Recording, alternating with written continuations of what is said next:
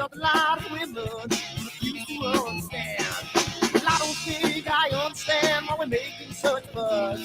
And I don't think I understand what's come of all of us. And I don't think I understand why we take this world for granted. I just want to get right back to Guitar Players Planet.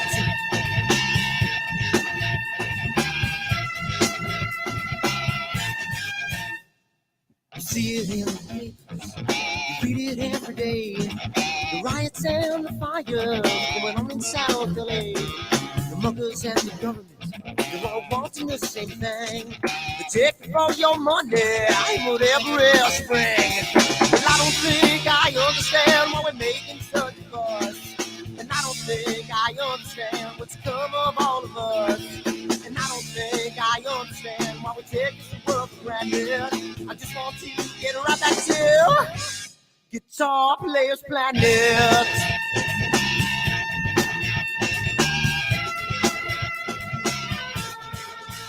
Take me.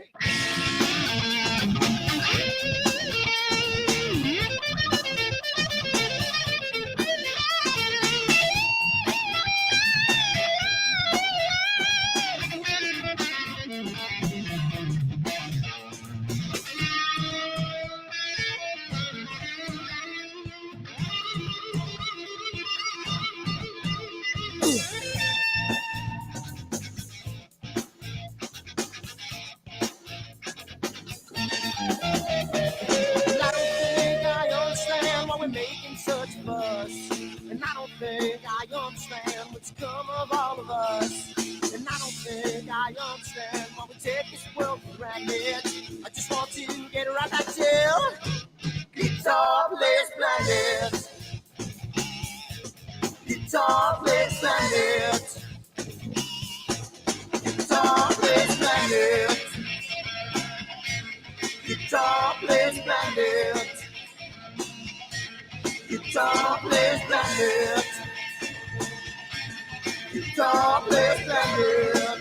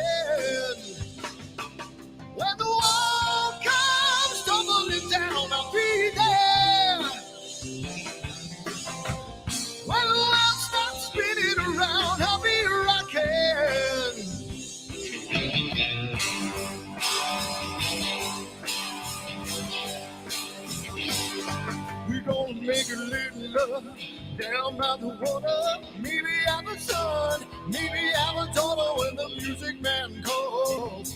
That's when I gotta play.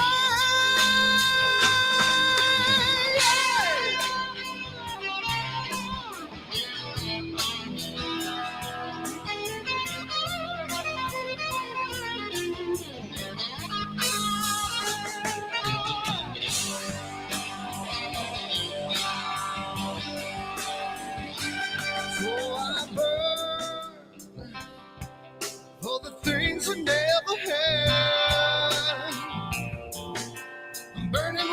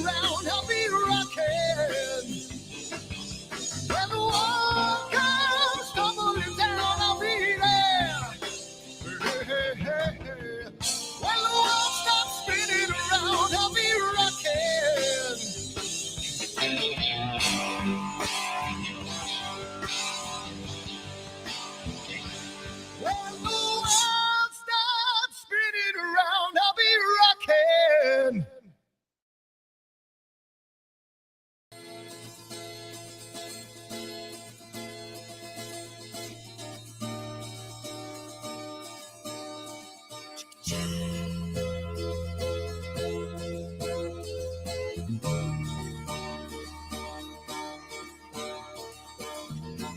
skies, the smell of palm tree air. Looking back, I could never feel fair. The way the music has touched my soul, the way that the South holds its control. But I've got a new way to choose. I'm gonna start running back to the land of the new. Oh, na na na na na na.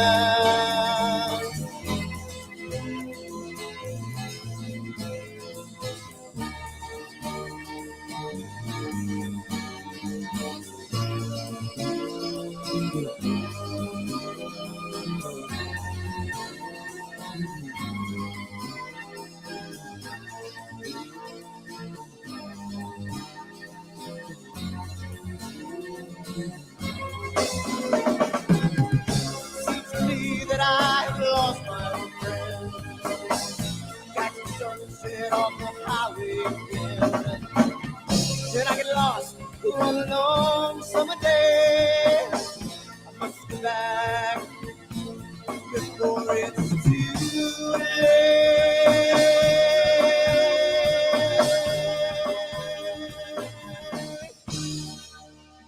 Feel afraid, feel feeling alone. Time and space can never unfold.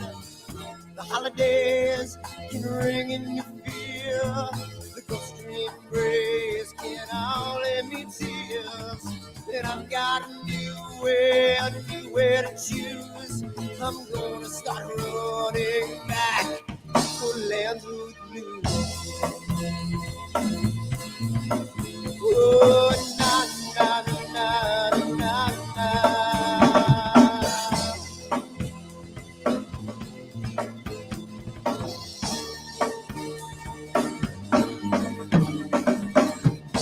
Sitting at the lake, I'm feeling confused, but I had my guitar, so I played this blues. But I'm afraid, what might be true, that I might never be back again.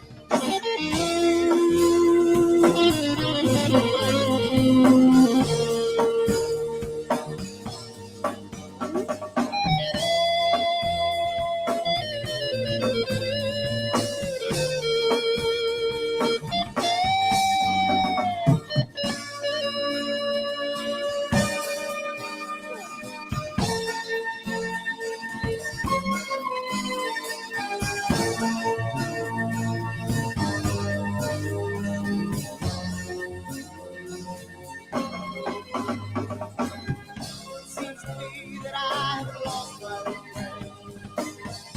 Got the sunset on the highway again. Then I get lost on a long summer day. I must be back before it's too late.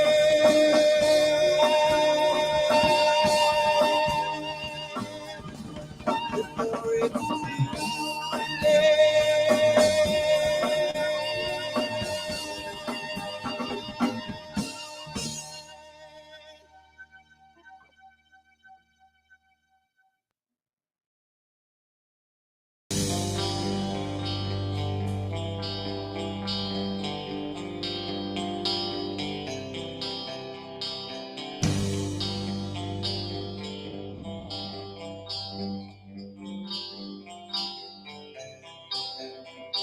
Someone to take me down at night.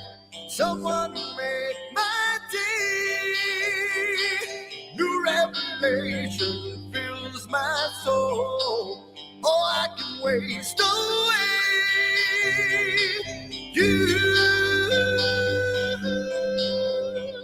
distracting my attention. You're all that's on my mind. You not looking for perfection, but you're too hard to find. Now the first night is coming.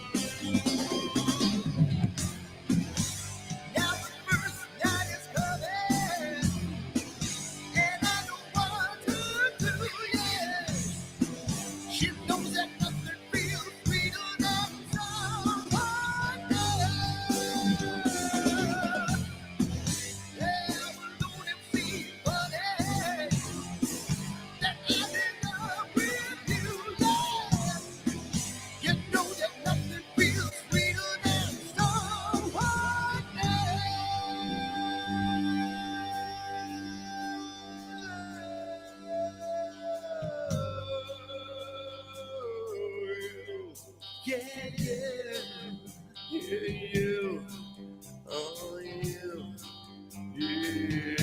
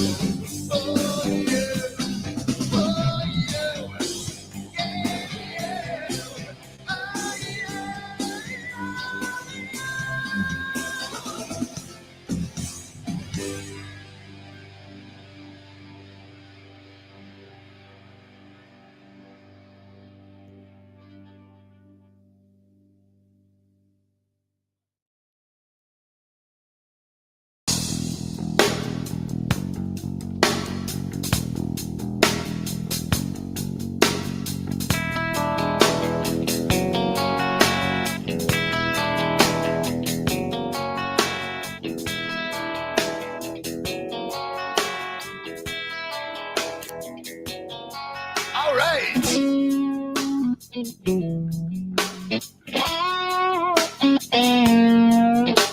Yeah, yeah. Where did my color go? Got your head in the sand. You can't be in control using a powerful hand. I wanna be you, I wanna see you. Don't taste the kisses of hate. Don't try to tell me, don't try to sell me, don't try to say it's too late. You're gonna push me to the edge, back me in a corner, making me stand in your shoes.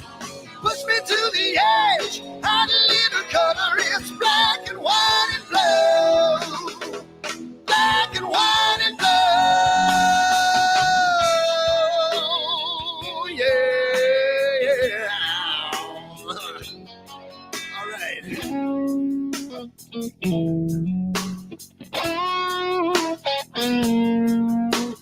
Yeah.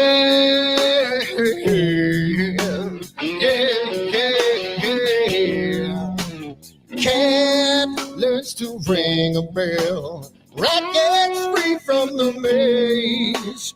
We can be taught to love. We've got to learn a new way. I wanna see you, I wanna be you. Don't taste the kisses of hate. Don't try to tell me, don't try to sell me, don't try to say it's too late. Yeah, you're gonna push me to the edge, back me in a corner, making me stand in your shadows. Push me to the edge, add a little color, it's black and white and blue. Black and white and blue, yeah.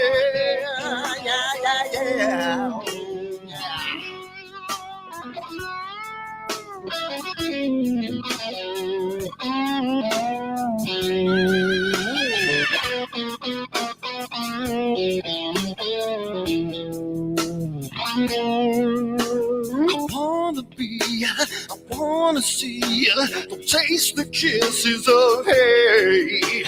Don't try to tell me, don't try to sell me, don't try to say it's too late. Push me to the edge, back me in a corner, making me stand in your shoes.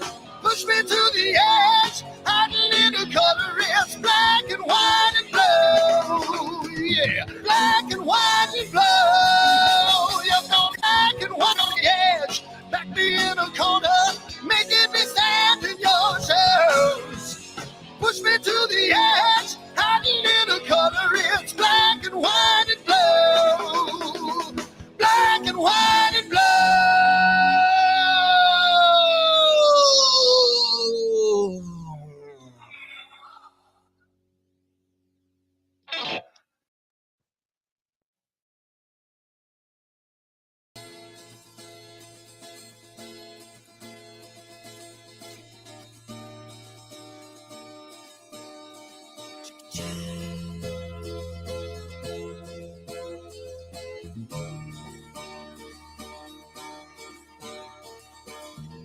Sunny skies, the smell of palm tree air.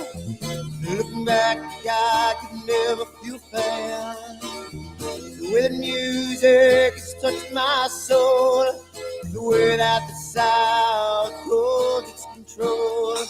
But I've got a new way to choose.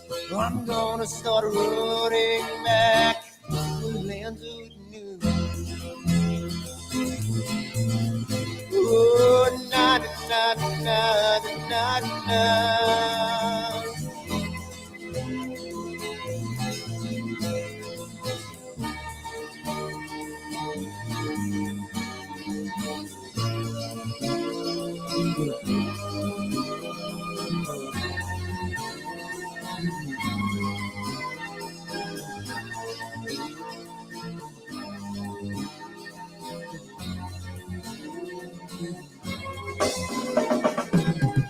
Seems to me that I have lost my old friend.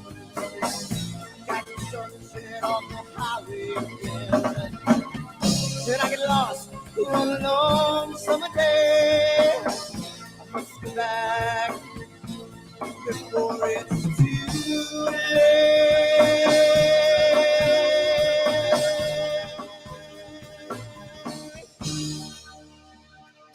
You're afraid, you're feeling alone. Time and space can never unfold. The holidays can ring in your fear.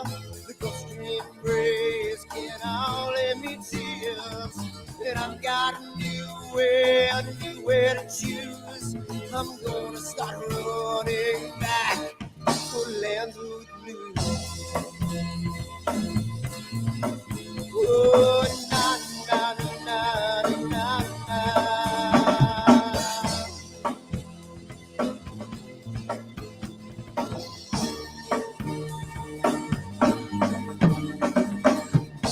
Sitting at the lake, I'm feeling confused, but I had my guitar, so I played this blues. But I'm afraid, the war might be true, that I might never be back again.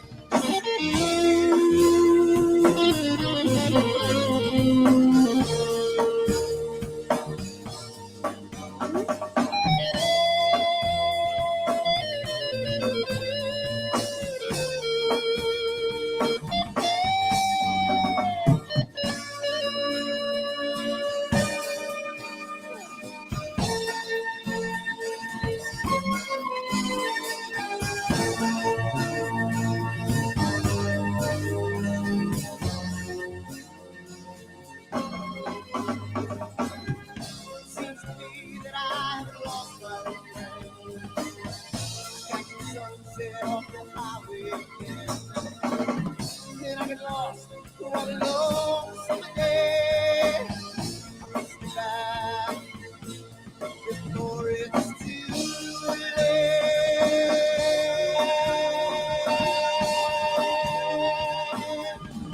Before it's too late.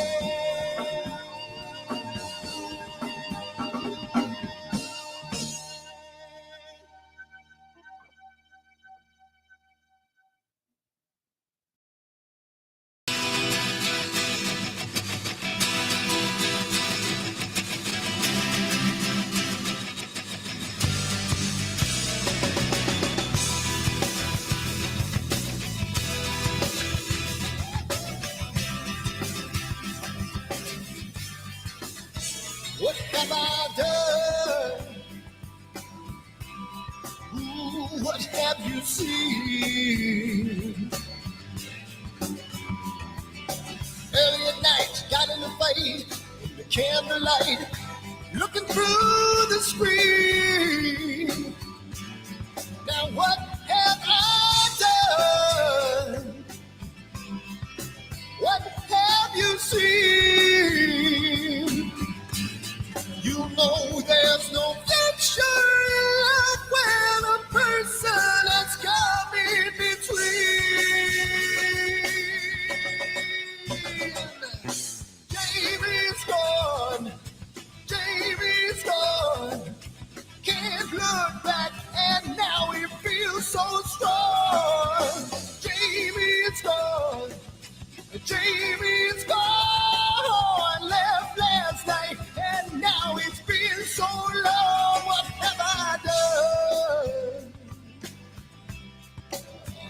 What have you seen? There was nothing to say, took her away, and I feel the pain, made love in pain. Oh, oh, oh, what have I done? What have you seen? She knows there's no future in love when a person has come in between.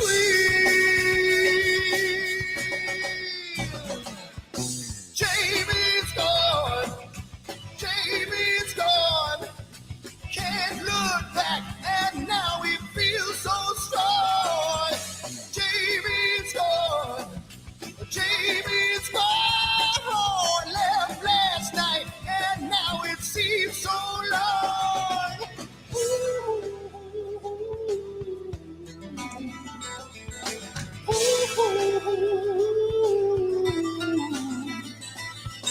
You can hear these words I say when you're a million miles away.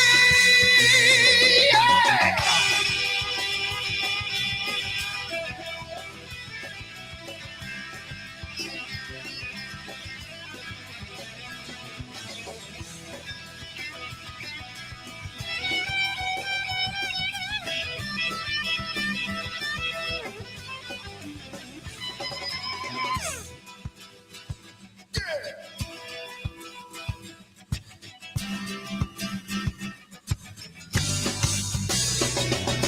Jamie's gone, Jamie's gone. Can't look back, and now he feels so strong. Jamie's gone, Jamie's gone. Left last night, and now it seems so long. Jamie, come on, Jamie, yeah. And now you feel so strong.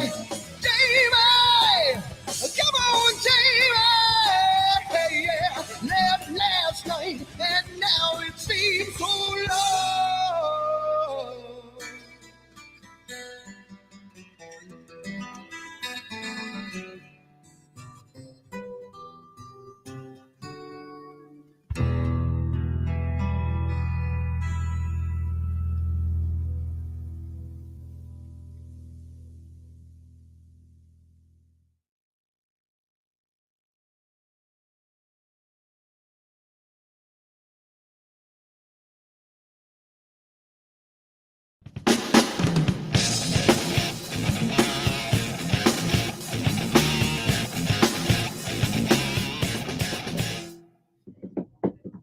All right, we are here. What's going on, everybody? Oh, we got the shooting of the guns. We got what was that? Shooter McGavin.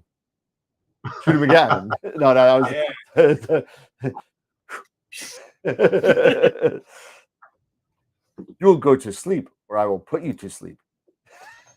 But how's it going, everybody? We are here for another Friday night, and we're waiting on Scott. Scott went to go change his shirt because it's kind of a scary sight. So we he decides how's it going. Jason, Al, Tarek, Sutherland Skies, Pete's in the chat. Dennis has. How's it going, everybody? Who else is in there? Dave popped on. Tarek, I think I said, who was the first one in the chat. So how's it going, everybody? We are here tonight, and we are at our another episode number 202. And we are here, and we're going to be doing back to basics again. We're going to be talking about the back to basics Q&A, getting back to brass tacks on what to do.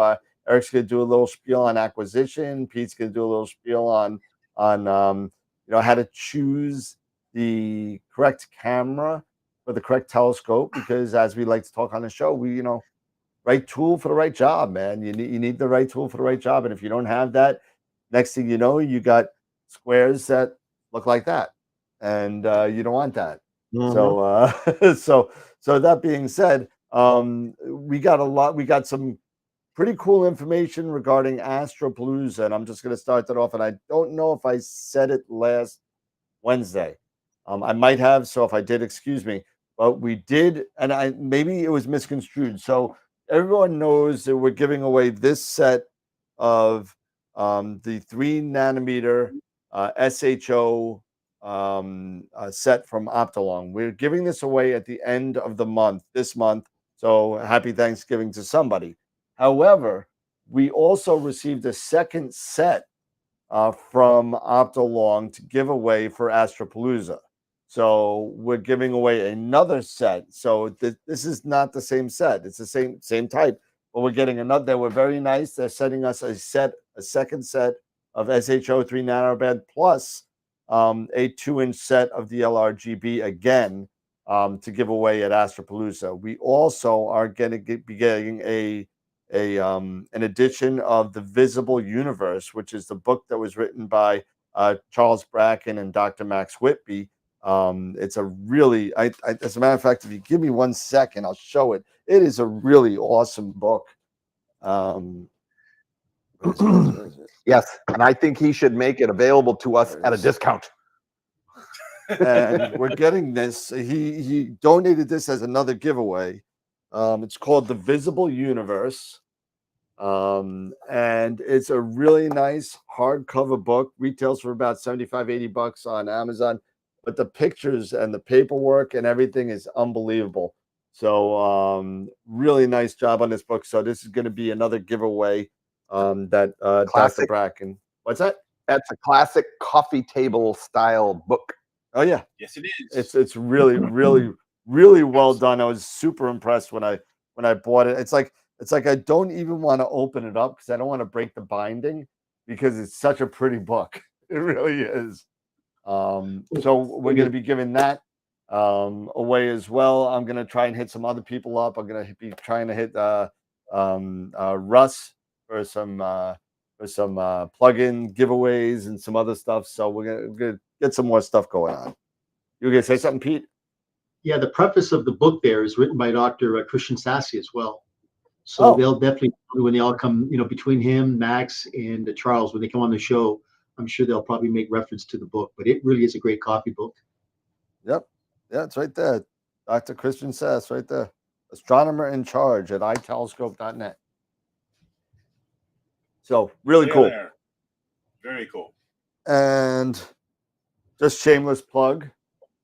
I got the beanie. I got the AstroWorld beanie. There you go. I'll put it over the.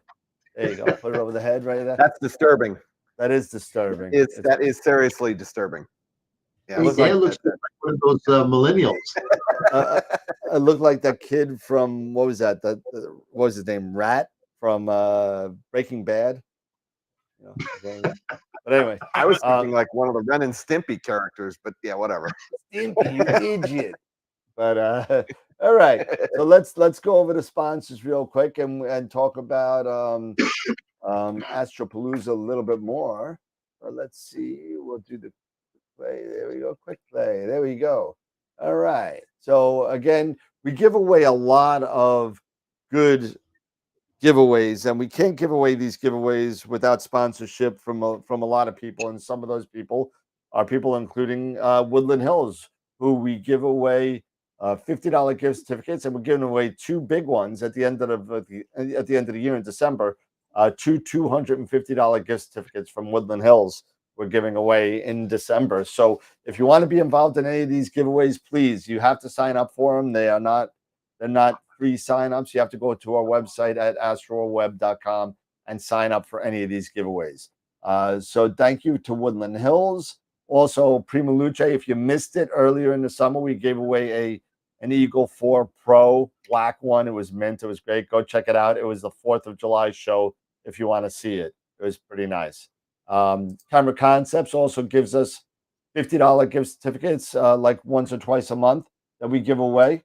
Where did my audio mixer go? I hit the wrong button. And then Optolong, who we've been talking about already, giving us a bunch. And we're going to be giving away tonight. And those Optolong planetary filters kit that I didn't think we're giving away, we're not giving away. So we're going to spin for that tonight as well as a Masters of Pixinsight class. So we're going to be doing both of those tonight. Also, Masters of Pixinsight and IP for AP. Thank you so much for them as well. They gave us like 50 workshops and 13 or 14 yearly subscriptions to IP for AP to give away. So thank you so much to them.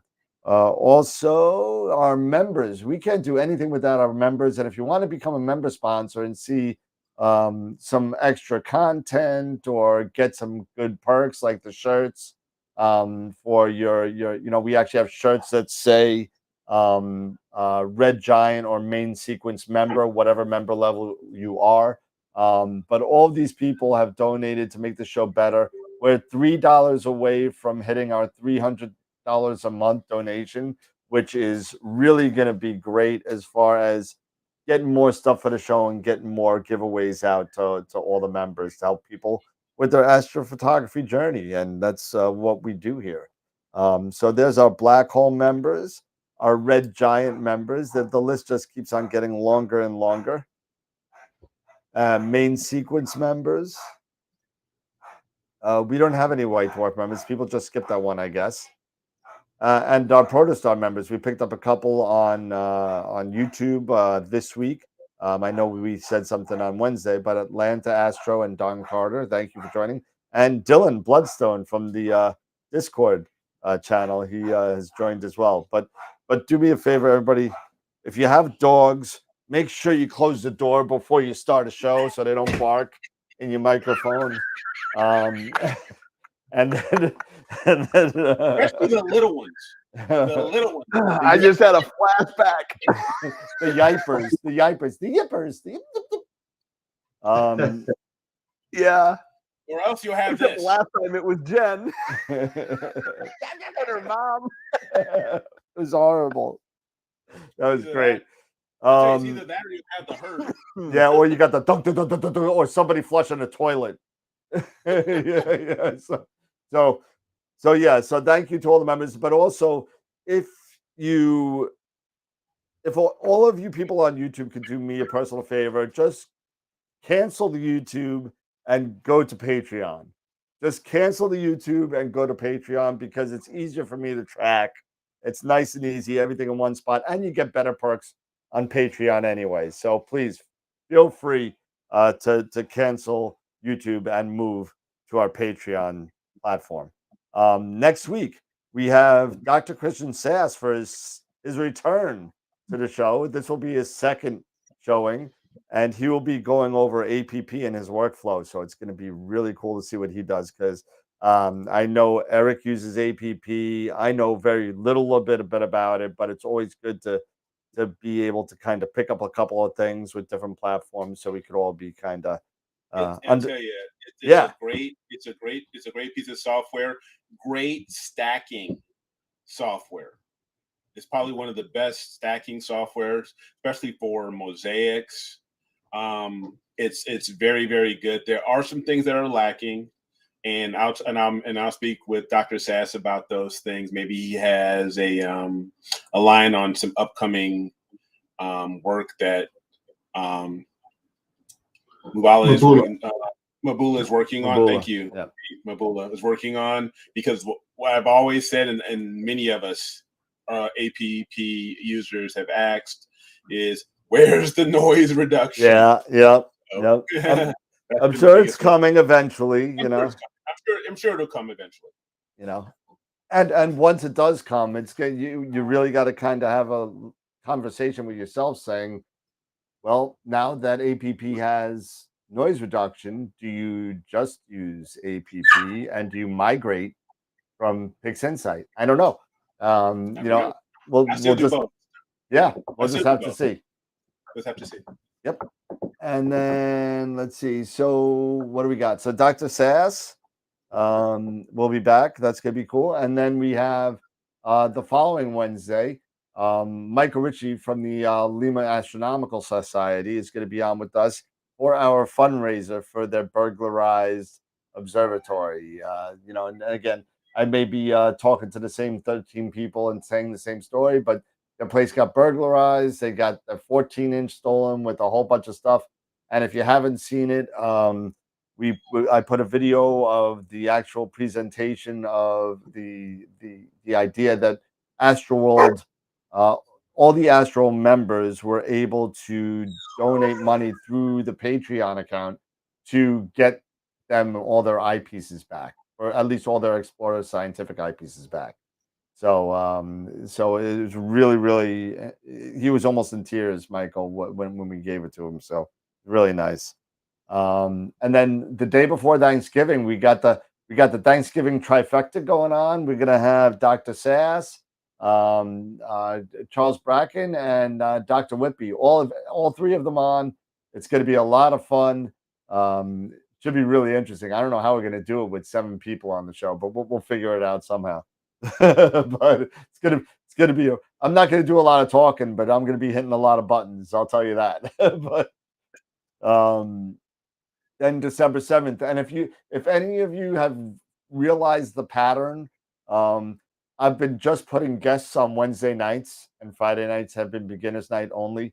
I think that's a pattern that's going to stay, because it's tough doing guests twice a week. It's not easy. It is.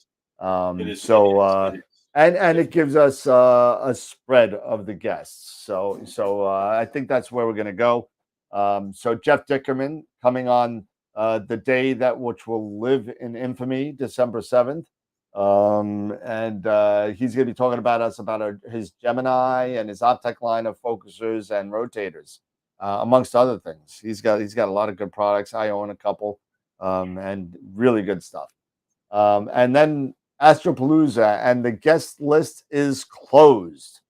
It is closed. I've been getting too many people that want to get. I thank you everybody for their support, but I can't do no more.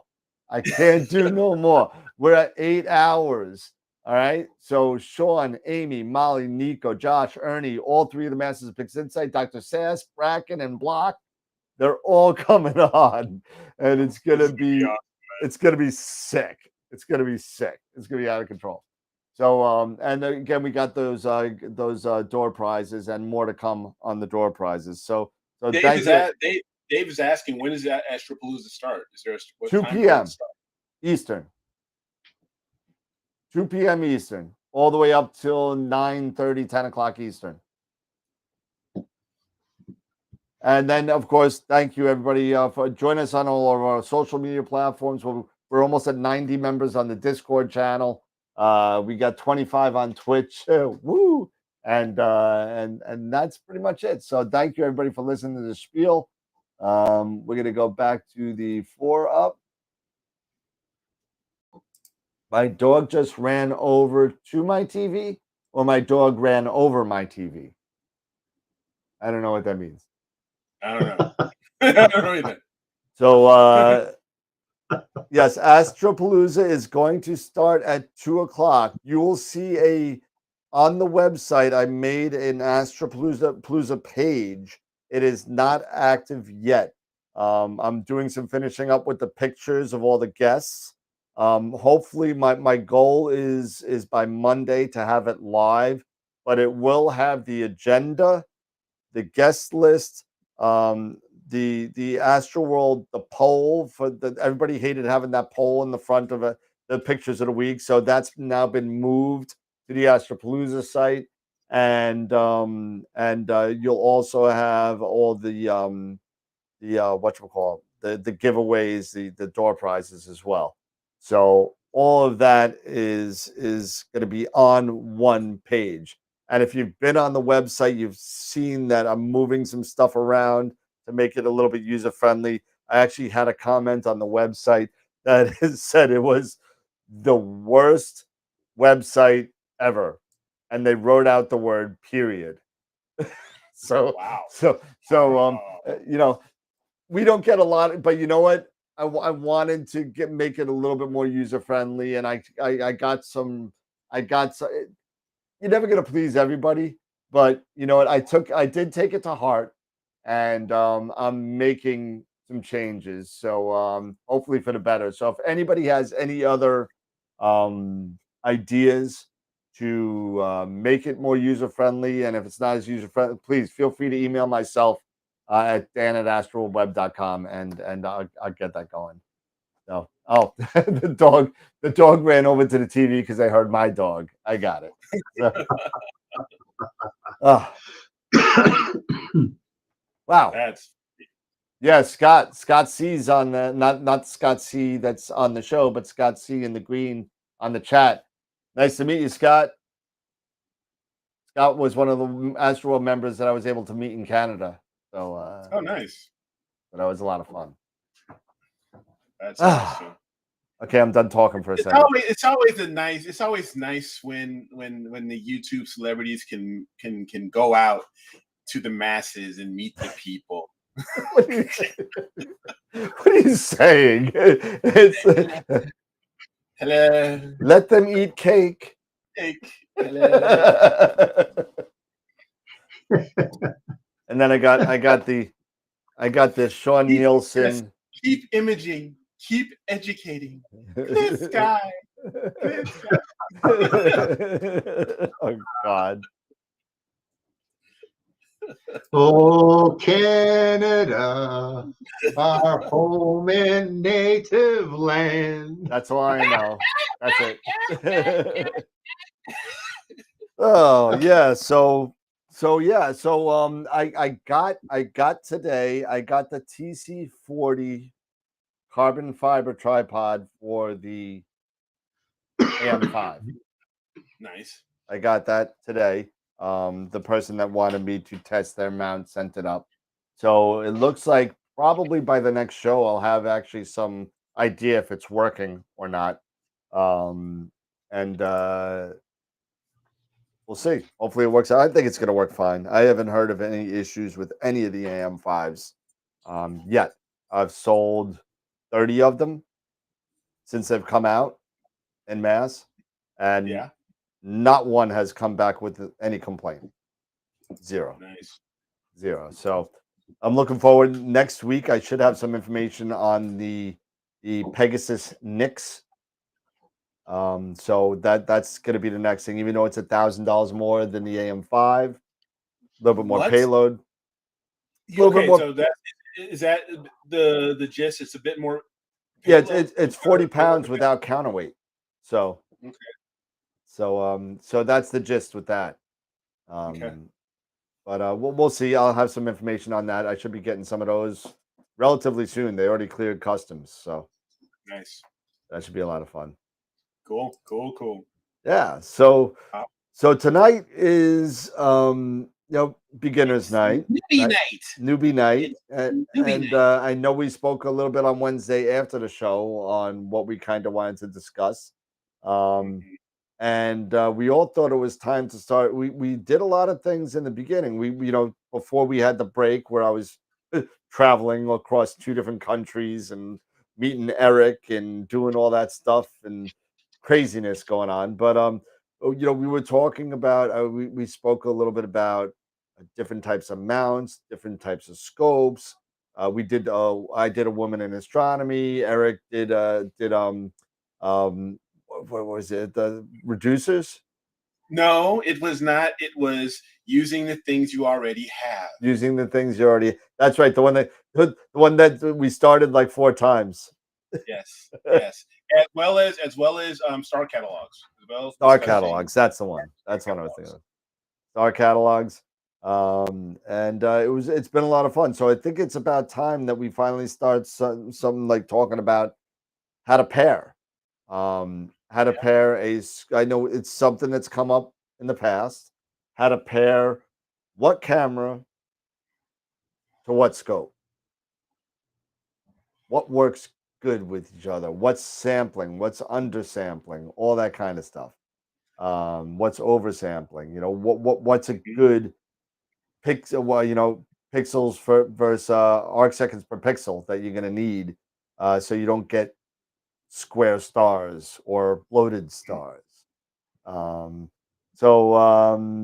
wants to start or who wants to kick it off? I've been talking for like 9 minutes now. So who wants to kick it off? I think I'll go ahead, Dan. Pete.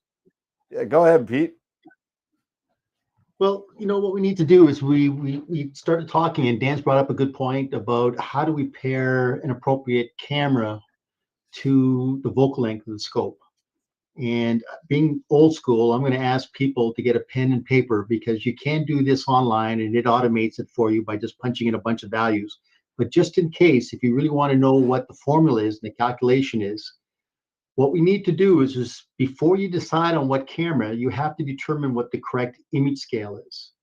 An image scale is defined as arc seconds per pixel.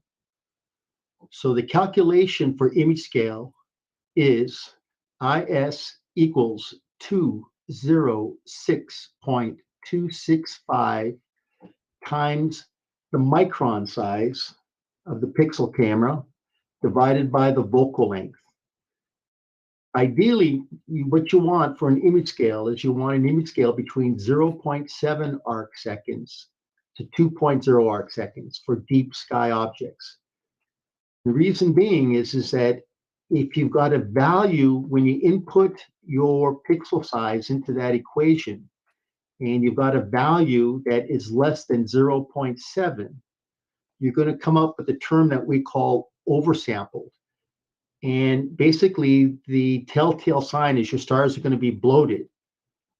And ideally, that's not good for deep sky objects, but we'll address that in just a minute. But if you're doing planetary work, yeah, you can get down to 0.3 arc seconds and you'll be fine. If by chance now, when you punch in the value of the pixel size of your camera into that equation, and you're over 2.0 arc seconds, we call that undersampled. And the telltale sign is that you'll notice your stars will have a blockish look to them. So how do we figure out that, okay, you get your vocal length scope, then the first thing you want to do is you need to determine the correct pixel size camera needed to be within those two values. And once again, we're using this for deep sky objects. So once you finally realize what your ideal pixel size is, then we're going to determine what the camera is. And there's 5 criteria to define what the best camera would be. So the first criteria is what we call ADC, your analog digital converter. And typically those will either be 12-bit, 14-bit, or 16-bit. And basically what that's corresponding to is that when we're looking at digital conversion, we're looking at 2 to the power of 10, 2 to the power of 12, 2 to the power of 14, or 2 to the power of 16. So you can see that when you do those calculations, you're going to have a much higher value with a 14-bit and a 16-bit camera. So I'd always recommend that the first criteria is that once you determine what your pixel size is, then look at what a 14-bit and a 16-bit camera. The second criteria is the full well capacity. The larger that value is, the better the camera. And basically what that means is that pixels are like wells.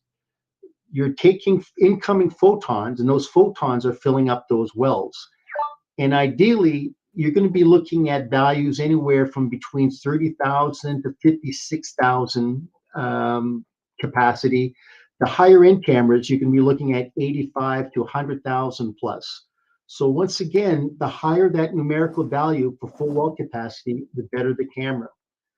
The third criteria is going to be what we call QE, or quantum efficiency. And what quantum efficiency is that of 100 incoming photons that actually get converted, what's the percentage of that conversion into an electrical signal? So if we look at a QE of 80%, that's telling us that out of 100 incoming electrons or incoming photons, 80% of those are getting converted into signal. So once again, the higher that numerical value, the better the camera. The fourth criteria is you want to make sure you get a cooled camera. Definitely. And ideally, you want to keep that temperature at about maybe -10 to -15 degrees C. So that's the advantage of having a cooled camera, because once again, the bane of astrophotography is heat. So definitely the fourth criteria is make sure you get a cooled camera. And the last and the fifth criteria to define which is the better camera is the read noise. The lower that numerical value is, the better the camera. So let's go back to what we were talking about with oversampling and undersampling. Remember when I said if we've got a value that's less than 0.7, our stars are going to be basically bloated. But in post-processing, you can shrink bloated stars. So of the two if I was either going to be oversampled or undersampled, I prefer to be actually oversampled, because in post-processing, I can always shrink that star size down.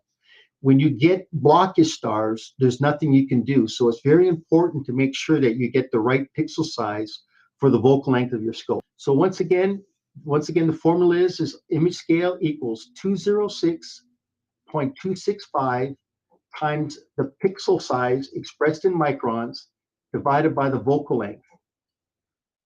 And as Eric and Dan always do, there's all kinds of online software that does that automatically. You just input the values, but I kind of old school, so I like to do this by hand. So that is the calculation right there. Actually, I'm putting it on the screen for you too. So you're side by side with notes. So so that really is kind of a simplified version of how to choose the camera, and then the 5 criteria to define that right camera for you. And with that, Eric, that kind of leads into what you're going to be talking about. Yeah. Great. Yeah. Go ahead, Pete. No, so that was great info there. I actually, jotting that down too. But yeah, there's nothing wrong with going old school. And I definitely, understanding a bit more on, your oversampling and undersampling. Undersampling, you have the blocky stars. Oversampling, bloated stars. And star reduction, and can help address that. But all right, so now that you've got the camera, you've got the telescope, you've got the mount, and you are so excited, you've got a clear night coming, and now you've decided you want to go and start imaging. Well, how do you start imaging? What do you do? What do you need to actually start taking and grabbing those photons, bringing them in so they can hit the camera and start giving you signal? Well, that's the process usually of acquisition, acquiring the data, right? And there are several applications and software that are out there that you can either purchase or you can download for free to acquire that data. And when you acquire that, and when you're using that software, there's also sometimes other pieces of software that might run in tandem with that. Okay. So first thing you have to understand is when you are using this acquisition software, you have this equipment, you have the camera, you have your mount, maybe you have a filter wheel or an electronic autofocuser, things like that. Any types of pieces of hardware such as that. And if you are using a laptop, for example, or a computer, you're going to need drivers. You're going to need the software to make sure everything communicates. All right. And the standard right now for astronomy is ASCOM. Okay, so usually when you purchase the equipment you have, mounts, camera, EFWs, what have you, you are going to usually go to that website, or maybe it may be available on a CD drive, not probably much anymore, but you'll download those ASCOM drivers. And also you may also need to download the ASCOM framework to make sure everything is communicating properly. Now, ASCOM is pretty much a Windows exclusive driver framework, okay? And that's what so it's not compatible with Linux, and it's not compatible with Mac, stuff like and those types of operating systems. However, there is now about, I think it's been the past since 2018, 2019, something like that, developers of ASCOM have also developed Alpaca. Okay, and now an ASCOM Alpaca actually, it still uses the ASCOM drivers, but it uses network protocols now. Okay, through Wi-Fi and TCP/IP and just Ethernet and stuff like that, to allow those same ASCOM applications, to be packaged and used on any other operating system. So it's not really so you're still using those same ASCOM drivers. It's just the way they're packaged and delivered, and to communicate between your application or your operating system and your hardware, right? So that's another. So don't forget, before you start acquiring stuff, you have to make sure you have the right software to get started to make sure things are communicating. Another driver or another standard that's coming out, not really a standard per se, but it's an open source software called INDI, I-N-D-I. Okay, and that's also cross-platform, and it's open source. Okay, and it can be used on both Linux, Windows, and Mac, and it's based off of what they call the instrument neutral distribution interface protocol. And what it does, it acts as what they call a bridge. Okay, it acts as a bridge between that software and that hardware that you have. Okay, so, but when we talk about acquisition software is usually pretty minimalistic.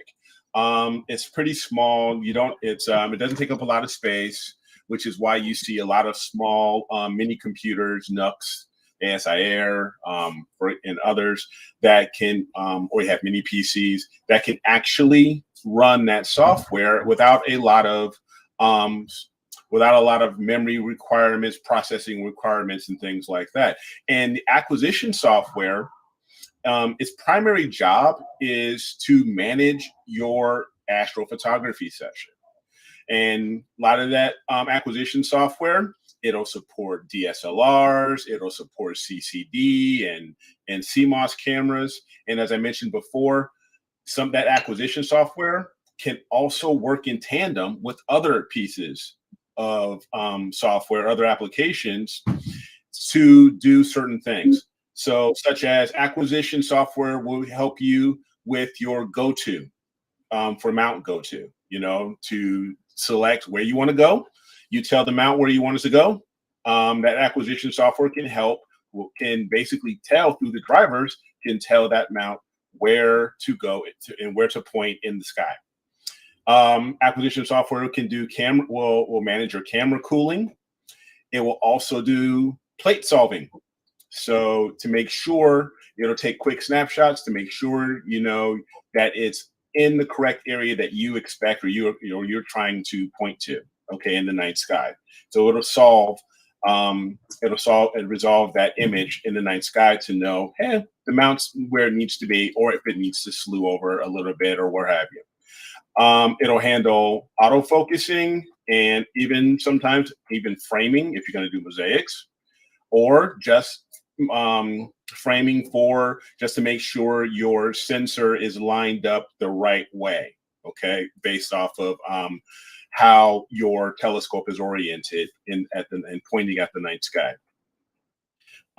There's those other pieces of software it can initiate. The acquisition software can initiate those other pieces of software, like I mentioned, such as PhD2, which is your auto guiding software. And then comes some of the fun stuff, the actual sequencing.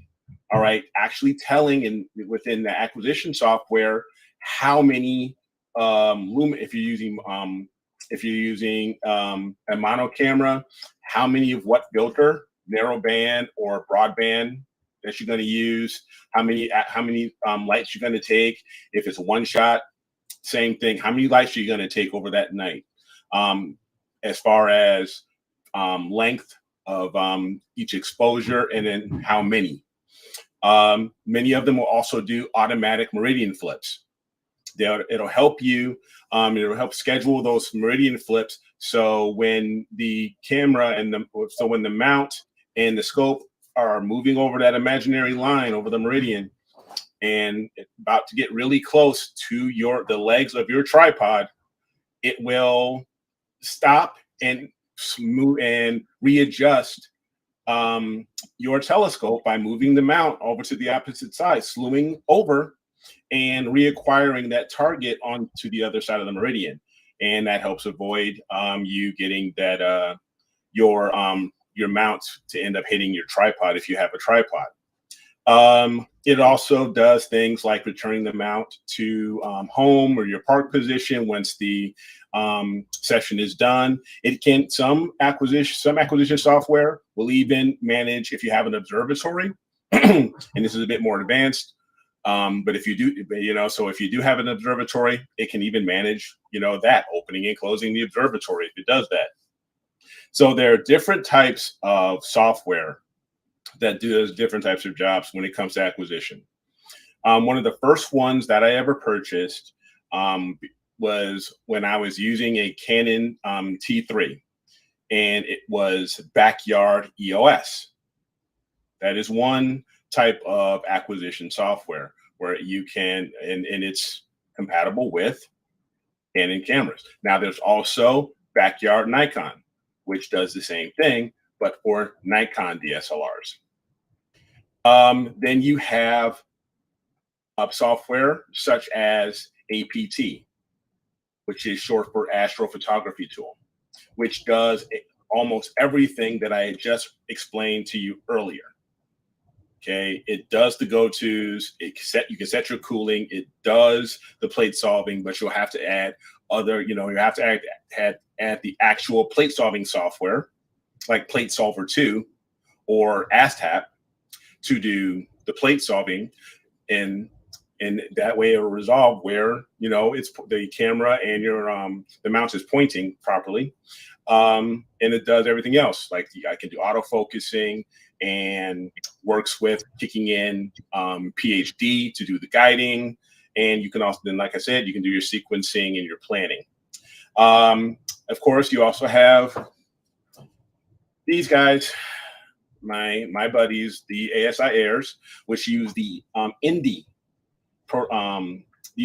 open source software to communicate between the hardware you have and the ASI Air software. So you have those, and Dan's favorite, the Stellar Mate. He does love that. It's so good they don't sell it anymore. It's so good they don't sell it anymore. They ran out. So so you have those. You have free software.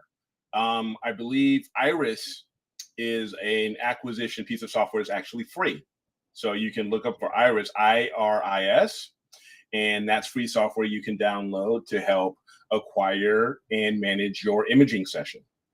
Then there's other paid software such as Maxim DL, which has been around for a long time and is still quite popular. That manages, and Pete, maybe you can chime in here really quick. I think Maxim only really manages DSLRs. Does it manage dedicated Astros as well? Oh yeah. Yep, absolutely. Yep. Mm-hmm. So there you go. Believe it or not, so Maxim is a one-stop shop for everything, including post. And so it does observatory, atmospheric. It'll run your weather center. It will do everything you can possibly think of. It's an unbelievable suite. It's a great suite.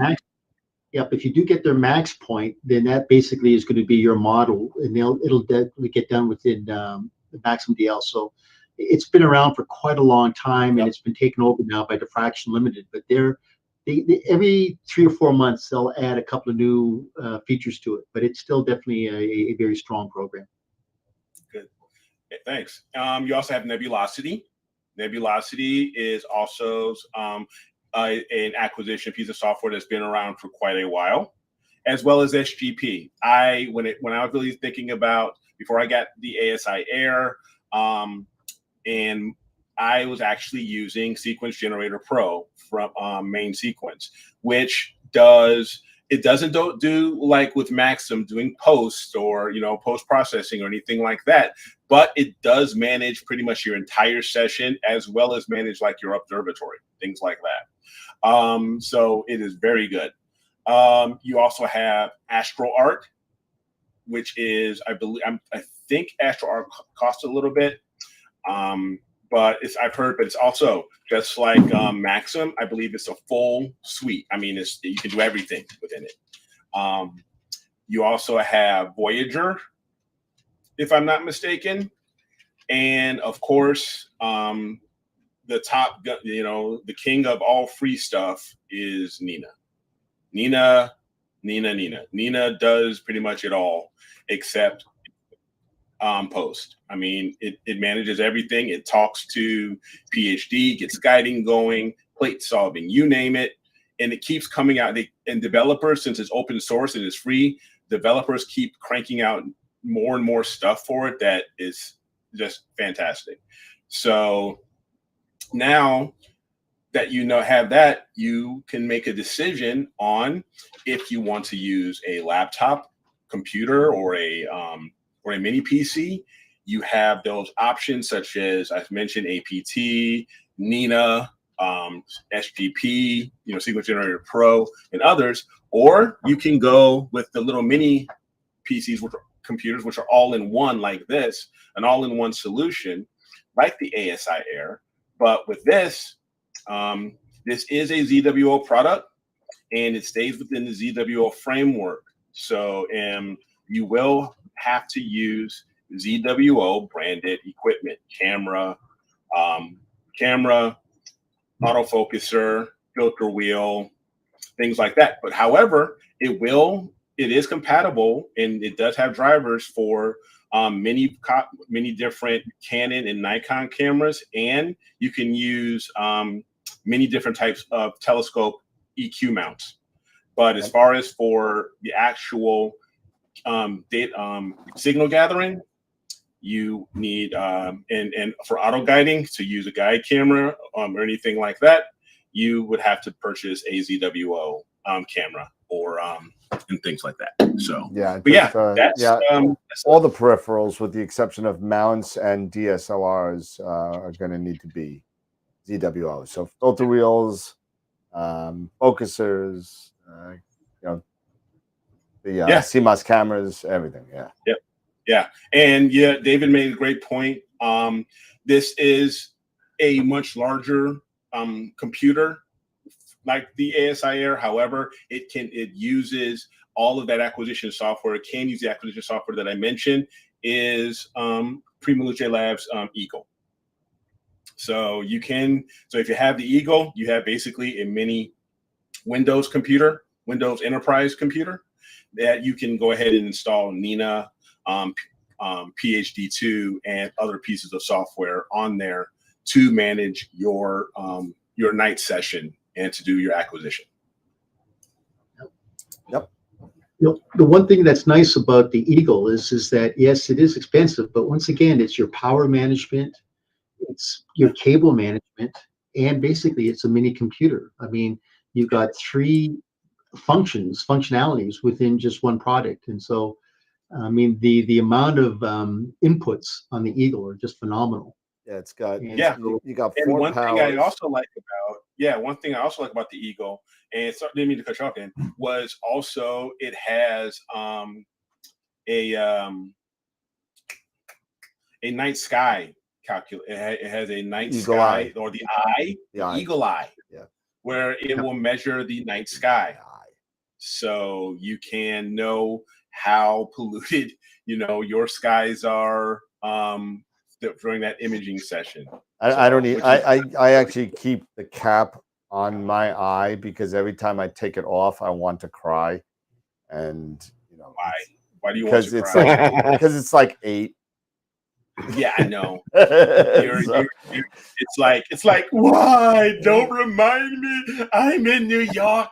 I got New York light pollution I got to deal with. Oh, good Lord. I'm in a portal pen. Also, with the Eagle, for some mounts, it can actually provide power to the mounts. Yep. So that's another function that the Eagle brings as well. So, I mean, it really is quite a pretty nifty little unit. Well, it's also got, you know, Oh I yeah, mean, it's got definitely. 7 USB ports. It's got what is it? 4 2.0, 4 3.0. Yeah. It's got 3 dew heater, which are 12 volts out. So Beatrice, if you're listening, here's the advantages of the Eagle over a mini PC. So keep going, Dan.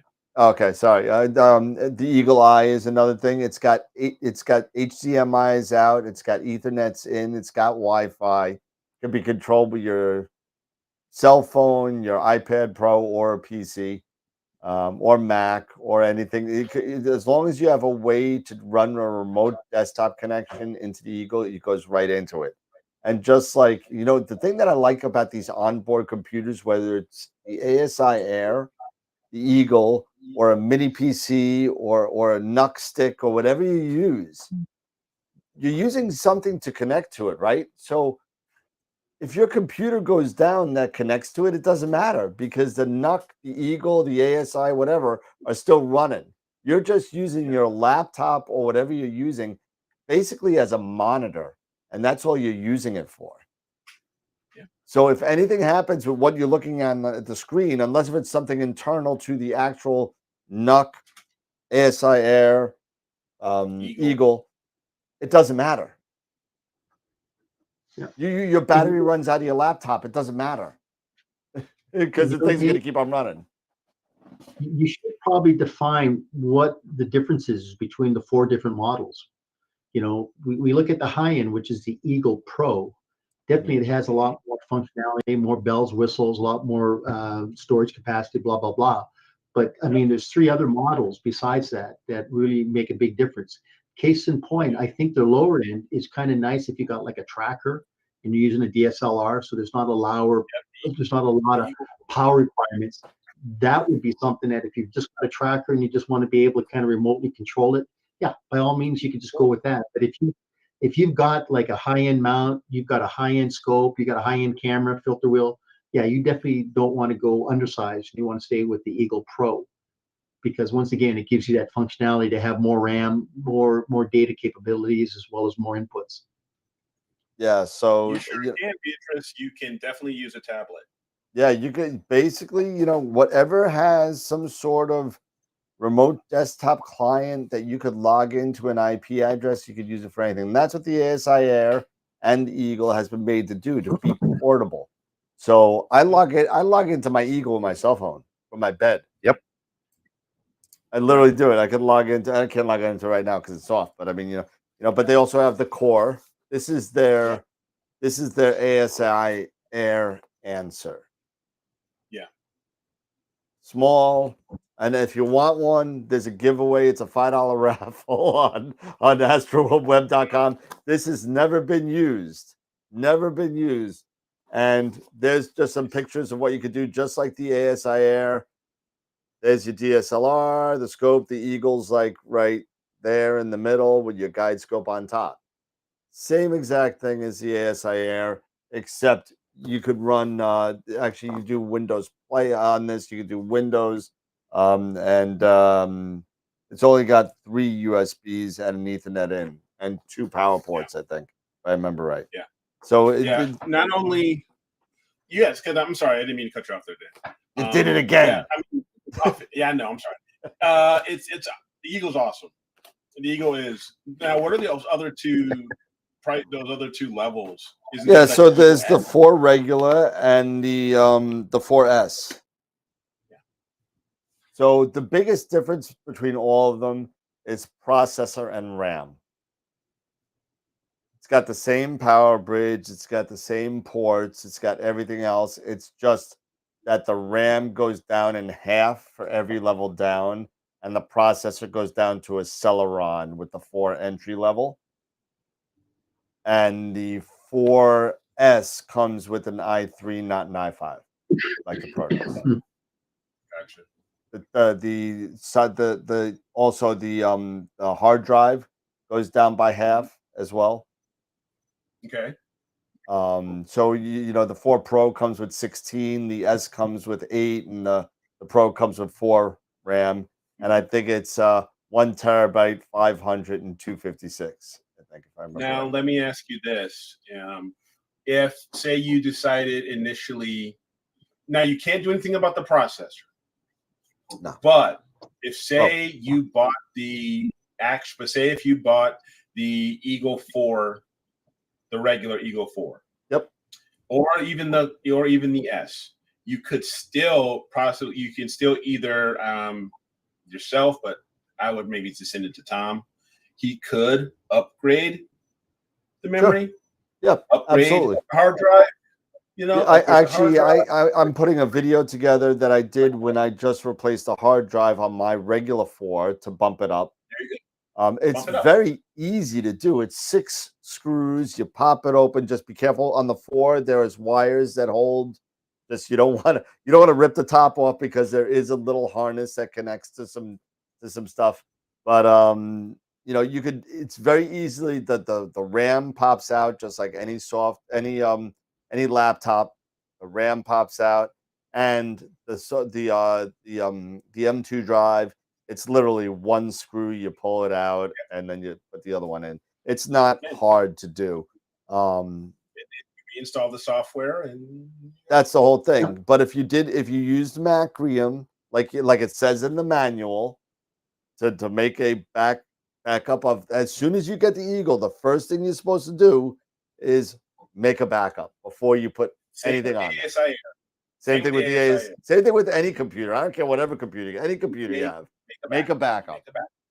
Then you take the Macrium backup, you put the new hard drive in, you take the Macrium backup, you restore the Macrium backup from your old Eagle hard drive, and then you're good to go. You know, it's funny, Dan, is that like you know, I upgraded the RAM, the hard drive, and also the Wi-Fi. The Wi-Fi 6 card. Yep. Yeah, I mean, it screams. I mean, it's just an incredible, you know. But what I really like about it is just the fact that it controls your power, your cable management. Oh my God, just the cable management alone now. You know, you don't have the rat's nest. It's just really such a great little device. And I got to say that they got a niche when they decided to come up with that Eagle product. Yep. And all of them are really, really, you know, ASI Air, Mini PC, Eagle 4, they all work well. It all depends on your budget and what you want to do, and you know where your comfortability is. Don't worry about, hey, you know, don't be like me, because I'm the idiot. I just buy the most expensive thing on the market, and I don't care if it works or not. But you know, that's what I do. I just spend money. But but whatever the case may be, do what works for your system. Whether that be a Intel stick, which I know some people are still using out there, you know, with the USB, with the HDMI port that you stick somewhere, you know, that's fine. If you want to use you know, get a little bit more expensive, get an Intel NUC mini computer, a little thing like this, pop that on there. You want to get the ASI Air, spend a little bit more money, you know, get that. I mean, some of those mini computers could go $500 to $1,000 for a good one. You know, and then you're at $299. I have one. I have two. Or $199 for the mini. $199 for the mini. Yeah, $199 for the mini. But hey, you know, all that stuff is great. It just really matters on what fits your system and what fits your budget. What's your capacity of knowledge level and pocketbook? Yeah. Really? Yep, exactly. You know, I'm like that cab driver from, you know, from Total Recall. I got 5 kids to feed. That's why I can only get this. Oh, you got me. Benny's the name. Benny. I got 6 kids to feed. Oh, you got me. Yeah, Bernice was asking about using the tablet with the Eagle. Yep. You know, I personally have experience with with running the Eagle both with the MacBook Pro and with the tablet. Now, I can tell you this, that it is nice to be able to run the device with a tablet, but if you have a smaller tablet, trying to get certain functionality, with your finger can be challenging. Yeah. And at times a little frustrating. If you have a better quality tablet that has a stylus, or like the Apple Pencil, that has a much finer functionality, and it's easier to use. But other than that, yeah, it will work pretty well seamlessly between the two. I personally was using the tablet when I was up in New York. I would walk outside, fiddling with the scope, and doing this and that, and using the tablet while I was outside. And then I would come back inside, and I could literally disconnect the tablet, and it would connect to the PC within a matter of seconds. And it was very seamless.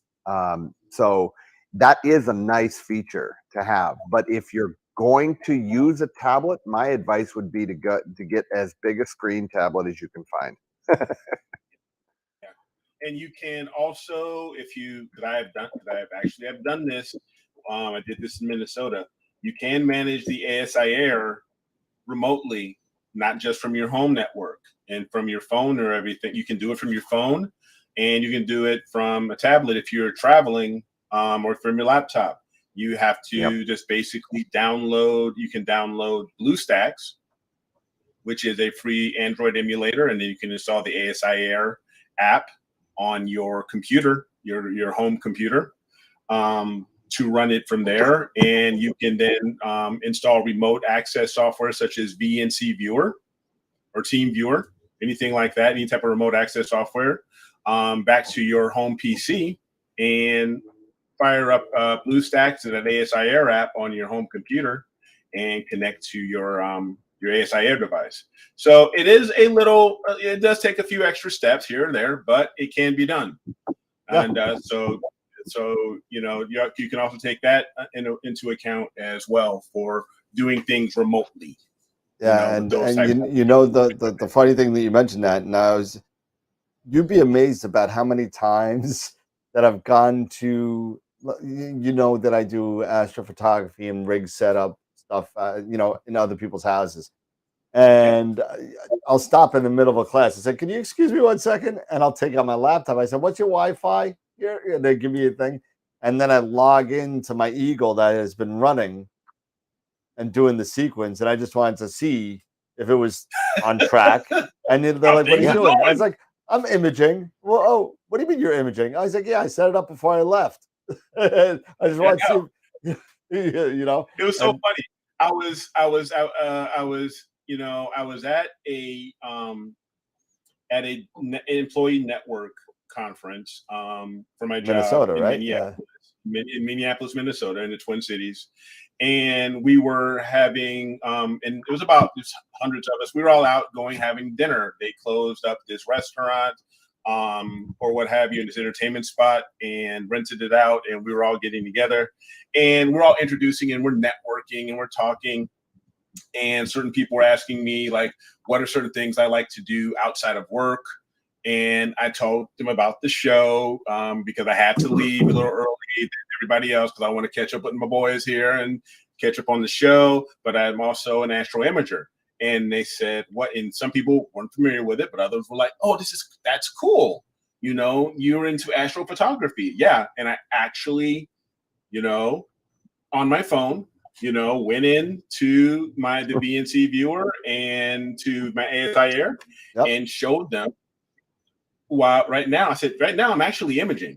They're like, "Are you serious?" Yep. Yeah, I can now show it to you. And I actually showed them one of the lights, because I was imaging M31, and said, this is the Andromeda Galaxy.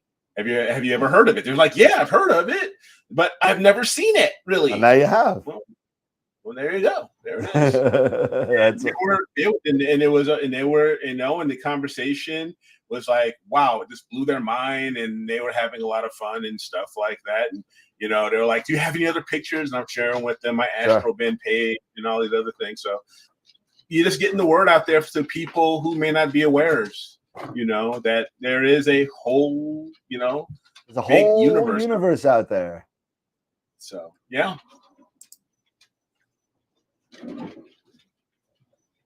Yeah, so the chat's in their own world right now. That's okay. That's all right. It's all right. Sean is out there from Visible Dark, and he's like, Tom, send me an eagle. That'd be nice. Send me an eagle. Tom's been busy. He's been a busy guy, cranking up for Christmas. He's getting ready to get those red eagles out there. So Charity, how you doing? Hello, Newman. You know what? Black Friday. You should start thinking about making more Ecclesies for Black Friday. I think that was a one-time thing. So I'm sure it was. Yeah, that's a one-time thing. But you know what? Hey, the Eagles are. I'm sure the 4 won't be the last. I'm looking forward to the Eagle 10. And so it's going to be real interesting on how it's going to be like the freaking iPhone. Which is out with the 14 right now. Every October. Put out a new one. But and just in case, go back to what we were talking about. As far as, and I know Pete, and I've been putting the image scale calculator on the page as you were talking, the formula and everything. So that, and in case, I know we really should know, and it's something that we get away with. We really should know how to get the answer, not just, that's one of the things we kind of, as a world, we kind of got Googled out. We could Google anything now, where we could find anything, and I could say, okay, what's the image scale calculation? I can ring it up, and it's here. And I could go to Celestial Wonders and put in the numbers, and I could get my answer, and I could get the answer. But, in order to troubleshoot things, you really got to know how we got there. Yep. To find out if there's a problem where something happened. So, okay, you know what? Now, if I got square and I'm undersampled and I'm at 2.1 arc seconds per pixel, well, what do I need to do to get that down to that 0.7 to 2.0 range that Pete was talking about earlier, where you got a good sampling size of the stars where you're not bloated or you're not square? So what do you have to do now at that point, Pete, where you sit there and say, okay, I got a problem. I got square stars. Can I fix it? What do I do? Yeah. And basically, this is what it comes down to is that it's basically half a dozen of one, 6 of another. It's resolution and sensitivity. In the fact that we've talked about this in the past is that I run into this quite a bit when I start doing a lot of my assemblies on the larger sky scopes, because all the Chinese manufacturers are going to 3.76 microns. Yep. And that's great, with focal lengths between, say, 200 and 600, maybe even 700 millimeters. But when you're up at 2,500 millimeters, what's a 3.76 micron going to do for you in terms of image scale? The answer is real simple. So now we either have to bin, we got to go 2x2 binning, and we talked about that in the past, is that when you do 1x1, you've got good resolution. And if you're using that micron size and say 3.76. Now, if we go to 2x2 binning, basically what we're doing now is we're doing either hardware binning or software binning. Some cameras do hardware binning, a lot of this is software binning. So now what we're doing is when we increase 3.76, we're actually taking now 2 more adjacent pixels to 4, and now we're getting a little bit more sensitivity. And people will always ask me, they'll say, Pete, where and what time would I use 2x2, 3x3, or even 4x4 binning? And I always tell them that my decision is based upon what your seeing conditions are. So just as a quick rule of thumb, if take a look at what your seeing conditions are, and by average, they should average between 2 and 4 arc seconds, coast to coast, east to west. So rule of thumb is then if you're between 2 and 4, use a resolution that is half to 2/3 of what your seeing conditions would be. This way, then you can bypass the calculation if you don't want to do calculations. So basically, if you've got, say, 4 arc seconds of seeing, then you want to use a 2 micron size pixel, or 2/3, pixel size of that as well. So that's just a quick rule of thumb. So as I said, know what your seeing conditions are, and then basically just use your half an arc second, or excuse me, half of your seeing conditions to 2/3. When we get into seeing, now we're looking at, say, 1 arc second, 2 arc seconds of seeing, 3 arc seconds, 4 arc seconds of seeing. So ideally, you can use 1x1, 2x2 binning between, say, 1 to 2 arc seconds of seeing. When you get into 3 arc seconds, you might want to do 2x2 binning. When you get into, say, 4 arc seconds, you may want to do 3x3 binning. When you get into 5 arc seconds of seeing, don't even bother imaging, because that star is basically scintillating over a central point, right? And you've got to have a large enough area, which if you're doing 5x5, that's 25 individual pixels, adjacent pixels, to be able to accommodate that star that is actually scintillating. So now you've got great resolution, but well, no, I take that back. You're going to lose resolution because of the fact you're going to have good sensitivity, but you're going to lose resolution. So literally what I always say is that if your seeing is really bad between, say, 4, even 5 arc seconds plus, don't even get out and do astrophotography. Just do visual, or just stay home and drink brandy, because believe me, you don't want to get out there. But as I said, if you're between 1 to 2 arc seconds, usually it's about 2 arc seconds, 2 to 3 arc seconds, and you can literally use 1x1 or 2x2 binning, and you'll be fine. So one of the questions that was out there is, and maybe you could hit on it real quick, was how do I determine what my actual seeing condition is? Like if I go outside in the sky and take a look, how do I know that? Because the seeing conditions vary from night to night, no matter where you are in the world. Yeah. Whether which way the jet stream blows, how much humidity is in the air, what's blowing, what's not, all this stuff factors into the seeing. So when I'm outside and I'm looking, how do you sit there and say, okay, I'm at 3 arc seconds per pixel right now, and my seeing's at about 3? How do I know that? Well, it's hard to do it visually. I mean, Eric, do you remember with backyard EOS? Do you remember they would have a full width half maximum, or an HFD algorithm? I used to use that full width half maximum. And the smaller that value would be to get the tightness and the roundness of that star, if I was at about, say, 2.8 and I couldn't get it any less than that, then that would tell me that that's going to be what my seeing conditions are, is going to be about 2.8, maybe 3 arc seconds. And on average, you'll be between 2 to 3 arc seconds. Once again, on average, between 2 and 4 is usually what it is across the country. There is certain nights when the jet stream is not above your head, and you'll get where you can get probably down to like 1.3, 1.5. Absolutely. But they're very few. Those nights maybe get a half a dozen of those a year. Yeah, very, very rare. But typically there's no, like, remember the sky quality meter? It would be kind of cool if you could get a device that could tell you what your seeing is, right? You kind of get the device, hold it up. That'd be nice. It would kind of answer all of our questions, but unfortunately, no, there's nothing like that. Yeah. But the other thing is go ahead. No, go ahead, Pete. Oh, I was going to say the other thing is take a look at the stars. Is that star scintillating? Meaning that, we know in the summertime that we get a lot of aerosols in the air. And so our transparency is usually not that good, but the seeing is great. In the wintertime, the air, it's cool, it's dry. So the stars aren't really moving quite a bit. But if you've got a star and it's kind of moving and you can kind of see it, and we've seen those photographs of what seeing conditions are like when that star is really scintillating over a central point focus. yeah, that's an indication that you've got some definitely upper atmosphere turbulence going on. Yeah.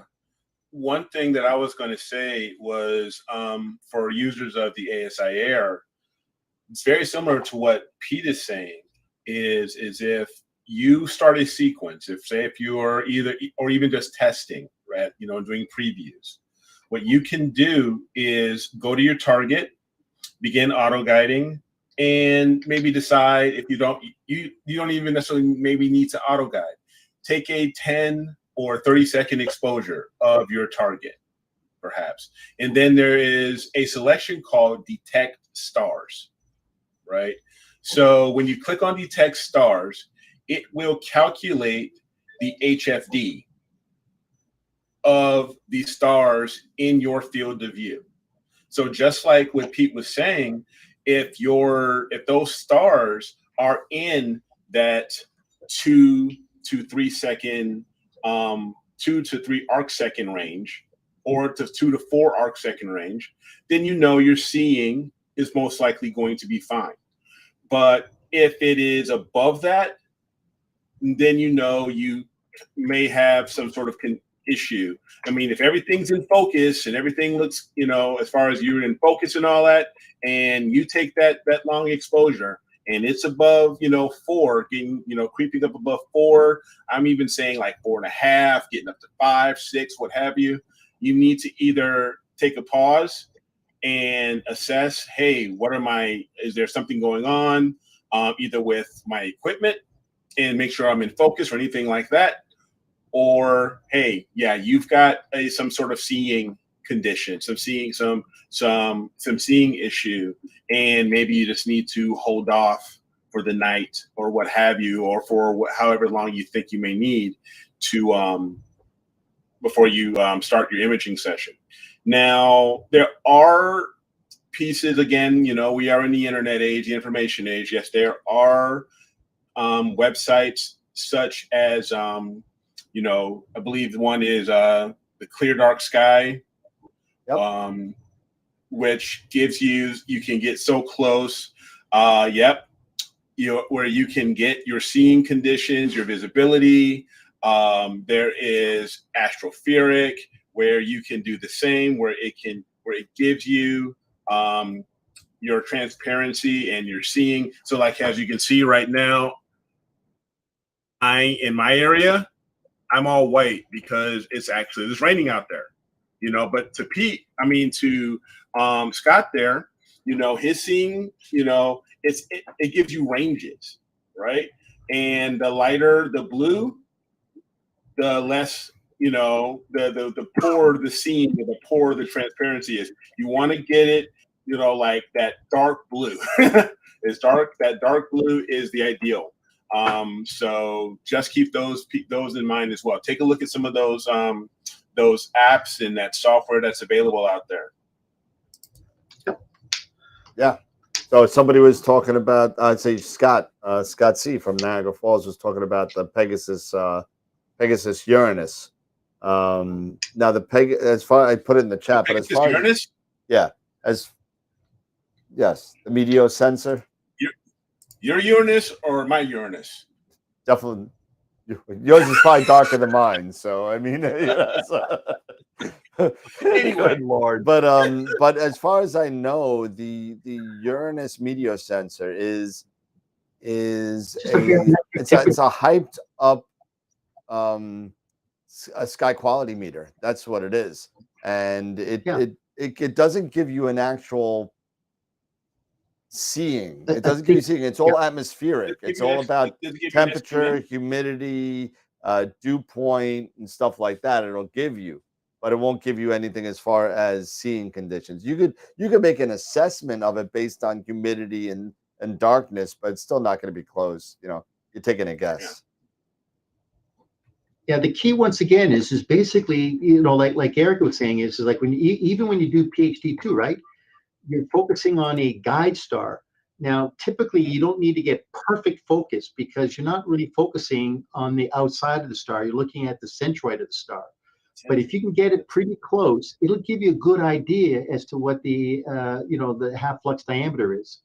And half flux diameter definitely is different than the full width half maximum, but it'll give you an idea about what your seeing conditions will use. So just use that basically as your barometer for what your seeing conditions are. Because once you get that down to that lowest number, and let's just say it's a 2.6, so that will tell you that you're between 1 and 2 arc seconds. If you can't get it lower than, say, 3.3 or 3.4, that tells you your seeing conditions are between 3 and 4 arc seconds. So that's just a real good estimate that you can use in terms of referencing what your seeing conditions are. And I believe in some of the softwares out there, when you're doing your focus routine, take a look in your settings, because you might be surprised to find that you may be able to toggle back and forth between HFD and FWHM and get the different valuations of each. But either way it goes, either through, you know, full width half max or HFD, the lower the number, the better. Right. When you're, especially when you're focusing. Absolutely. The lower the number, the better. You know, and I tell you, I still use backyard EOS for like the DSLR behind me here, because what they've done now, they've actually got, oh God, what's that plate solving? You know, we use it all the time. We talk about it. It's the one that actually did ASTAP. Yeah, they're using ASTAP now. Yeah. Okay. I mean, you know, it's amazing what they've done is they came out with a new software probably about a year ago that actually had the ASTAP in there. So it's kind of cool to be able to have that as a feature now.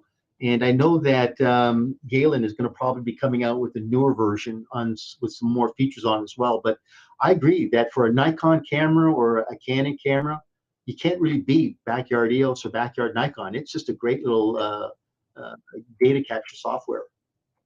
Yeah, and it's it's a fairly good price, at least when I purchased it, I think it was around $40. It's about the same thing. I think it's 50 now, but I mean, it's really a lot more functional now than it was when you bought it. So now they do focusers and everything, and they do a lot of stuff now. So it's very good. But we got focus control in it, and it's very functional now. It really is. And not that it wasn't functional back then, but just a quick plug. Everybody that's in the chat right now, we got 29 people watching on the show. We only got 9 likes. So guys, hit the like button on there. Yes. Please hit the like. And if you're not on, please subscribe to us, because AstroWorld TV has just hit a milestone as we're on the show right now. We hit 1,300 subscribers. So thank you to everybody on that 1300. Very, very cool. Thank you. Everybody hit that like button. Everybody, I still only see half of you. Hit the button. It's the one with the thumb up.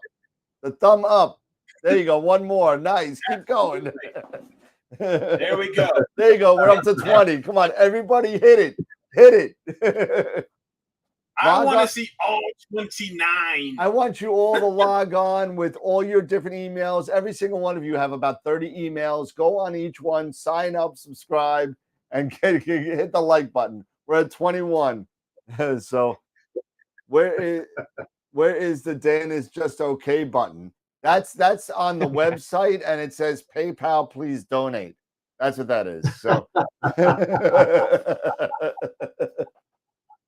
Al is 2 of the viewers. All right, cool, Al. Thank you. That is awesome. No unlikes, Charity. No unlikes. Take it back.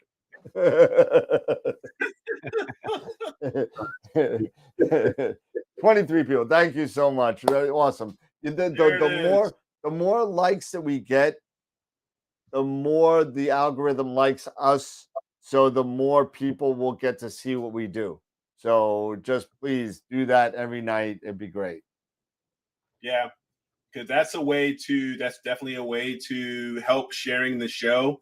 That algorithm, it puts it out, more onto into YouTube, I guess, and gets us, gets maybe a little bit extra advertising and saying, hey, check out this show. If you're looking up astronomy or astrophotography, it can bring us to the forefront. So whatever you all can do, we would appreciate it.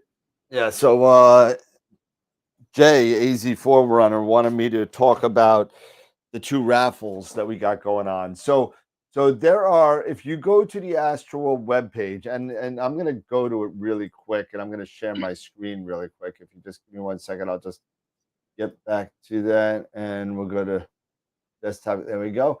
And we're going to go to the website, and I changed things a little bit, right? And so under contests now, you got a little drop down that says raffles, giveaways, and fundraisers. Okay. So if you go into raffles, what you're going to see is the two raffles that we have. And these are paid raffles. If you enter here, that does not mean that you're in.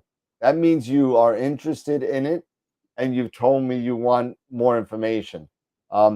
Please, the Prima Core, which I showed earlier. Actually, you can see me in the little corner. So the Eagle Core is one of them.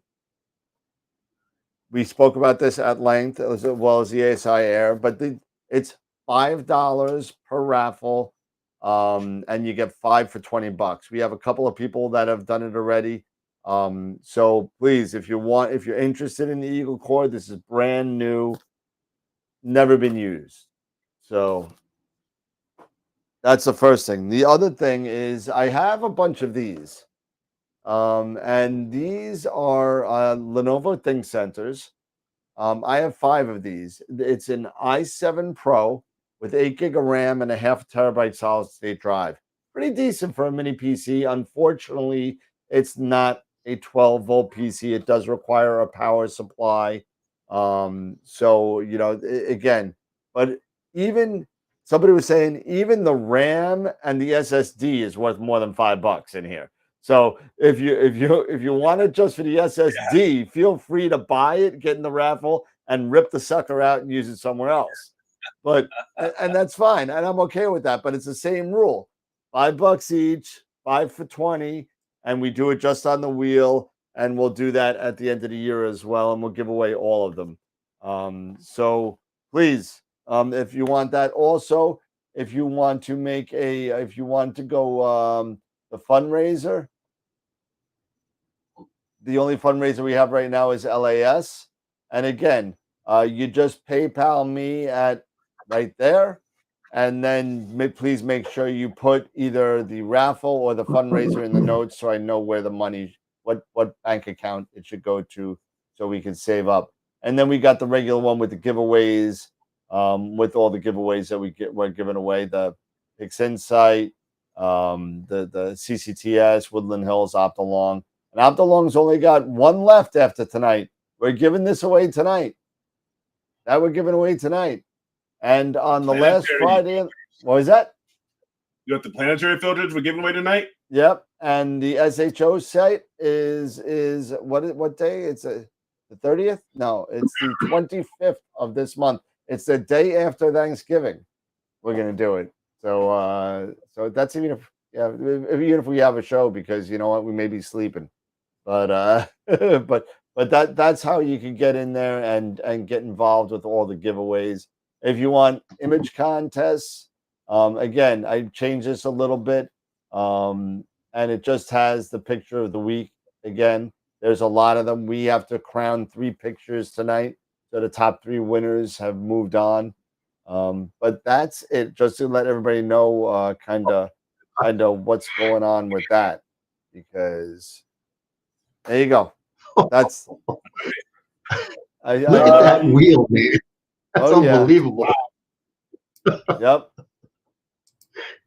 Hey, Al wants me to kill the Spooktober one, so I'll kill the Spooktober one. Okay, Al, you've been talking.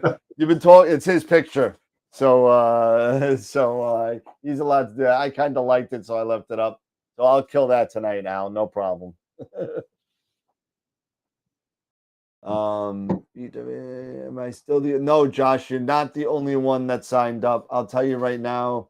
We have, let's see, how many sold we have. Let's see, Astro, where's the wheel? There's a wheel.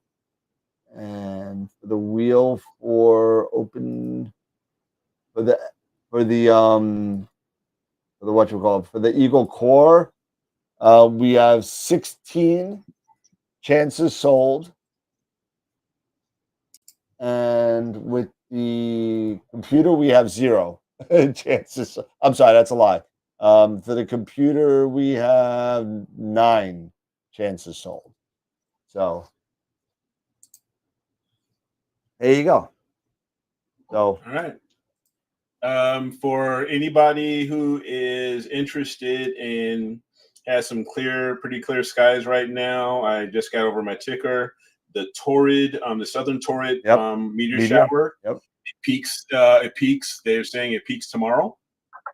You know, it's already ongoing, but it peaks tomorrow. Yep. They say it's some of the brightest meteors. It could be as bright as Venus, some say. So pretty cool. The brightest fireballs. And then coming up on November 12th, you have the North Torrids meteor shower. You made a big skip there, Eric. Which one? You made a big skip on November 8th. Oh yeah, definitely November 8th, Eric. Oh, Eric. The election day. No, that's not election day. The 8th. No, not election day. The eclipse. On Saturday or Sunday. The eclipse. The Luna.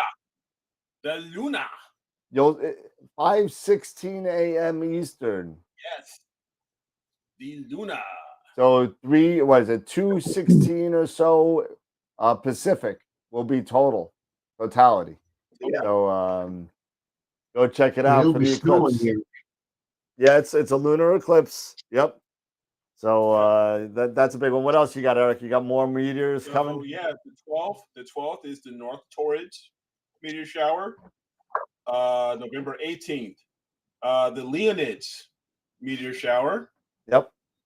December 14th, the Geminids is theirs.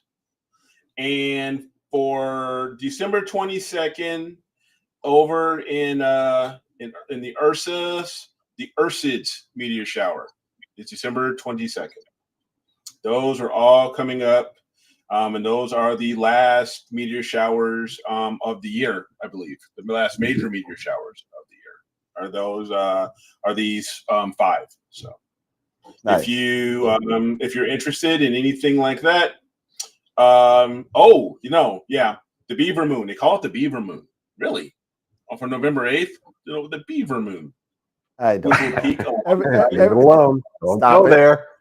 Do it. Stop it. December 7th, a cold moon. I'm just hoping that the Beaver Moon is the Beaver Moon and you just don't moon the beaver.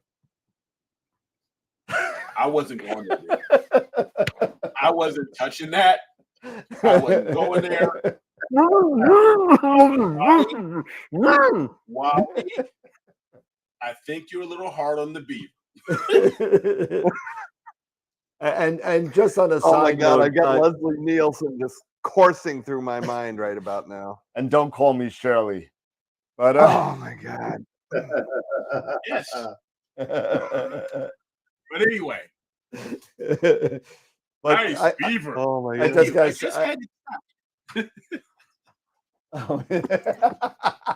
I gotta show Sean just put a picture up on YouTube and it came across as a blocked picture. And I'm gonna show it right now. Oh my God. What did he do? There you go. He did a little picture of a beaver.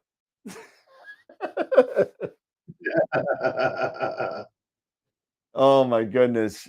No, we're not off the rails. We're not off the rails yet. But although I do have to say that DB in the chat, I had a band where the guy that used to come in that used to call us the DBs. And you could use your imagination on what that meant. I'm not even gonna say it. And I can't say it on TV. And I don't think it meant decibel. No, it was definitely not playing decibel. He wasn't telling us to turn it down.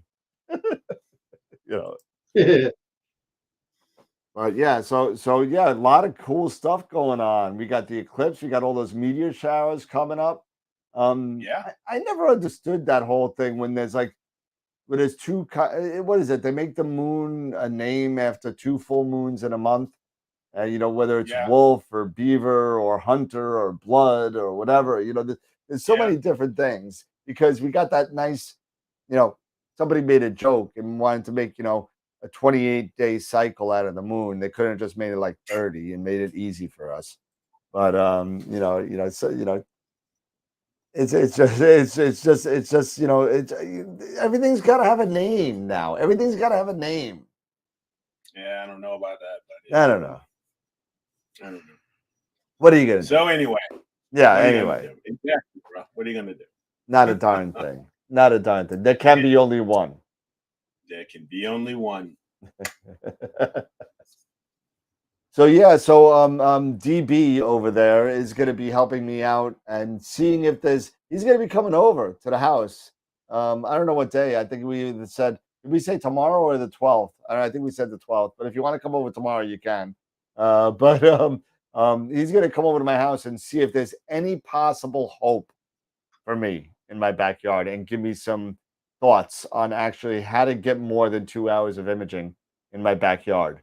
So we're gonna have some. I'm gonna get another set of eyes in my backyard on what we could do with that because I'm really. I honestly, I'm going into a sense of depression right now because I really can't image well with these things going on. I can't, and it just seems futile to actually go out there and do things an hour at a time.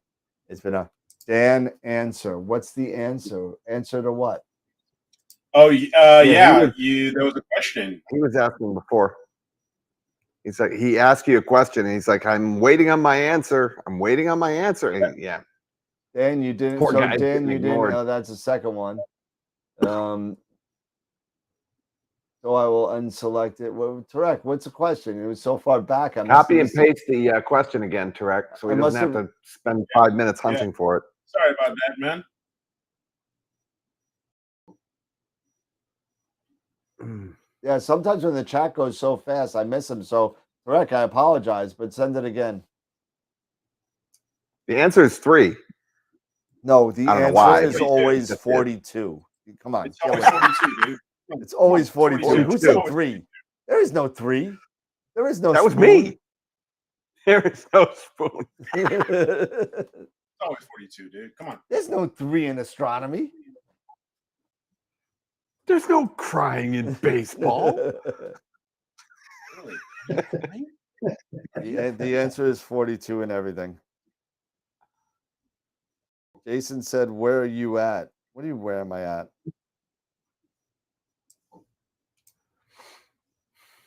People are texting me on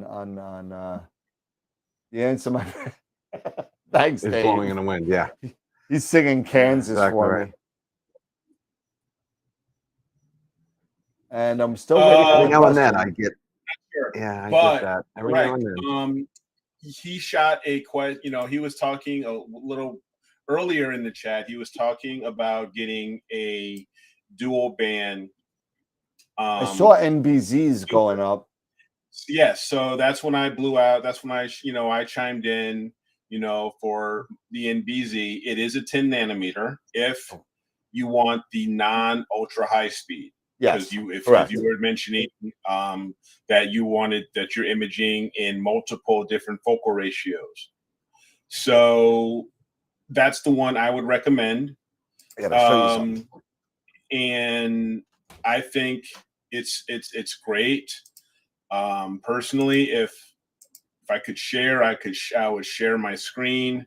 But Dan stepped away here for a minute. That's an OSC filter. I have no halos with the NBZ. I've had no halos whatsoever, and it is an HA03 filter. Yeah. So yes, there's a lot of correct. Yes, there's a lot of HA. Of course, there's a lot of HA in the Horsehead. But it controls halos like nobody's biz. It is awesome with DB, exactly. I have it for my Rasa. And right now I'm only have one shot color, and that's my 533. I know it'll do fantastic there. I at some point I'm going to get the 2600 one shot, and I know because I've seen photos, it does great with them. So that would be my recommendation. And anybody else who wants to chime in for a dual band narrow band filter, I mean, I think they're great. Aunt Leah, I haven't used the 5s. I've got the 3 nanometers. And so far, so good. They've been pretty cool with my monochrome camera. Before we go much further, though, we got to make reference to the fact that there's 2 types of NBC filters based upon what the vocal ratio is. If they've got fast vocal ratios, then they want to go with a set NBC filter. If they've got something between, say, 5, 6 to 7 as a vocal ratio, then they can go with the regular NBC filter. So once again, it's predicated because once again we get we get band shifting when we get into the faster vocal ratios on these one-shot color camera filters. Exactly. Absolutely. And that's why I was mentioning, because I use with my NBZ, I have my NBZ is the standard 10 nanometer NBZ. So that's why it works very well with the Rasa, because I haven't gotten beyond that 10 to 6, that 6 to 7 nanometer threshold that I've been told is where you want. If you don't want to purchase the ultra high speed, you got to stay above. You got to stay above. That's 6.5. That's 6.5, maybe even 7 nanometer bandpass. Okay, so and then like I said, the NBZ is 10, so it works great. It controls the stars better than any other, in my opinion, any other filter, dual band filter I have used. L Enhance, L Extreme. The only other one that I have actually used that gave me some good success, however, I did not use this with the Rasa, was the Triad, and it did very well when I first had it. But again, that was with your higher, your higher focal ratio type of telescope. You're talking about the quad band filter, the Triad? The quad, yeah. Mm-hmm. The quad, yeah. Yep. And does very well. Problem with it, personally, for me, I got 5 kids to feed. Okay, that's expensive. That's $1,000 filter. So let's just get some editorial in that. So Eric, just for the record, how many kids do you really have? I actually have 2. Yes, I just want to say, one is at that age where she's getting close to college, so it's acting like 3 or 4 kids. So, basically, and she has very lofty goals. Most kids these days do, but one of the things that I'm looking forward to trying this week because I'm using I'll be testing the AM5, right? With the ASI Air and the Red Cat setup with the EAF and the ASI 183, right? Stop talking about that damn filter. Look at my question. Can you put the question up here? Put the question up there, Tarek. Yeah, I'm looking here. I'm not ignoring you. Oh no, my question is gone again. It's not showing up. I think I might be this one. Maybe it's not. I will use the dual filter for either f4, 5 scope, or lenses at f1. Now, maybe that's not it. No. I'm looking. I don't know what the question is. Tarek, what is the question? But we are not ignoring you. You're one of our most faithful people. I've been sincerely looking for it. I looked all the way up to the top and I didn't even see it. There is no question. Maybe YouTube is cutting you out. I don't know. But sorry, I'm going to continue talking about it. This is one thing that I'm looking forward to trying, and I know you can't see it. But This is the L.A.S D3 filter for light pollution. LEDs. Yes. So I'm looking forward to seeing the difference between the light pollution of the L Pro versus the L.A.S D3. I'm looking forward to seeing it. So, I'll bet you Sean would love that filter. Yeah. They're in I know stock. he rages 4 of against them. the LEDs. We have 4 of them. I don't He rages know. against But, those. actually, we have 3 of them because I'm testing this one. So I'm going to be testing that when I'm testing the AM5 as well. So it's going to be kind of cool. And correct, telescopes.net. This is my question. Is it a good site to buy? That's Woodland Hills, Telescopes. isn't it? Yes, Woodland Hills. Absolutely. Yeah, it's Woodland Hills. That's Woodland That's Hills. Pete's backyard. Yeah, that's Pete's involved. It better be a good website. Yeah, telescopes.net is very good. That's Woodland Hills. They are one of the top 4. They're one of the top 4. You know, it's OPT, Woodland Hills, High Point, and Agena. Yeah, we're probably that. Yeah.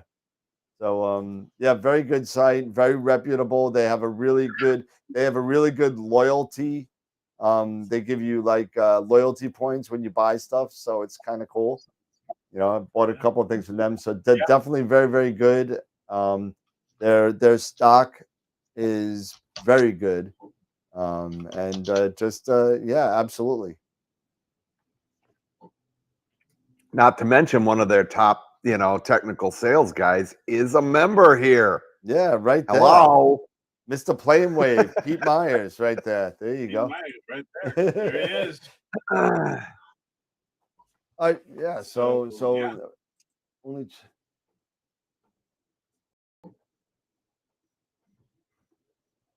Okay, thank you. I have things to buy from them. Thank you. Finally saw the question. Well, you just put it up. I don't know. Yeah, that's why.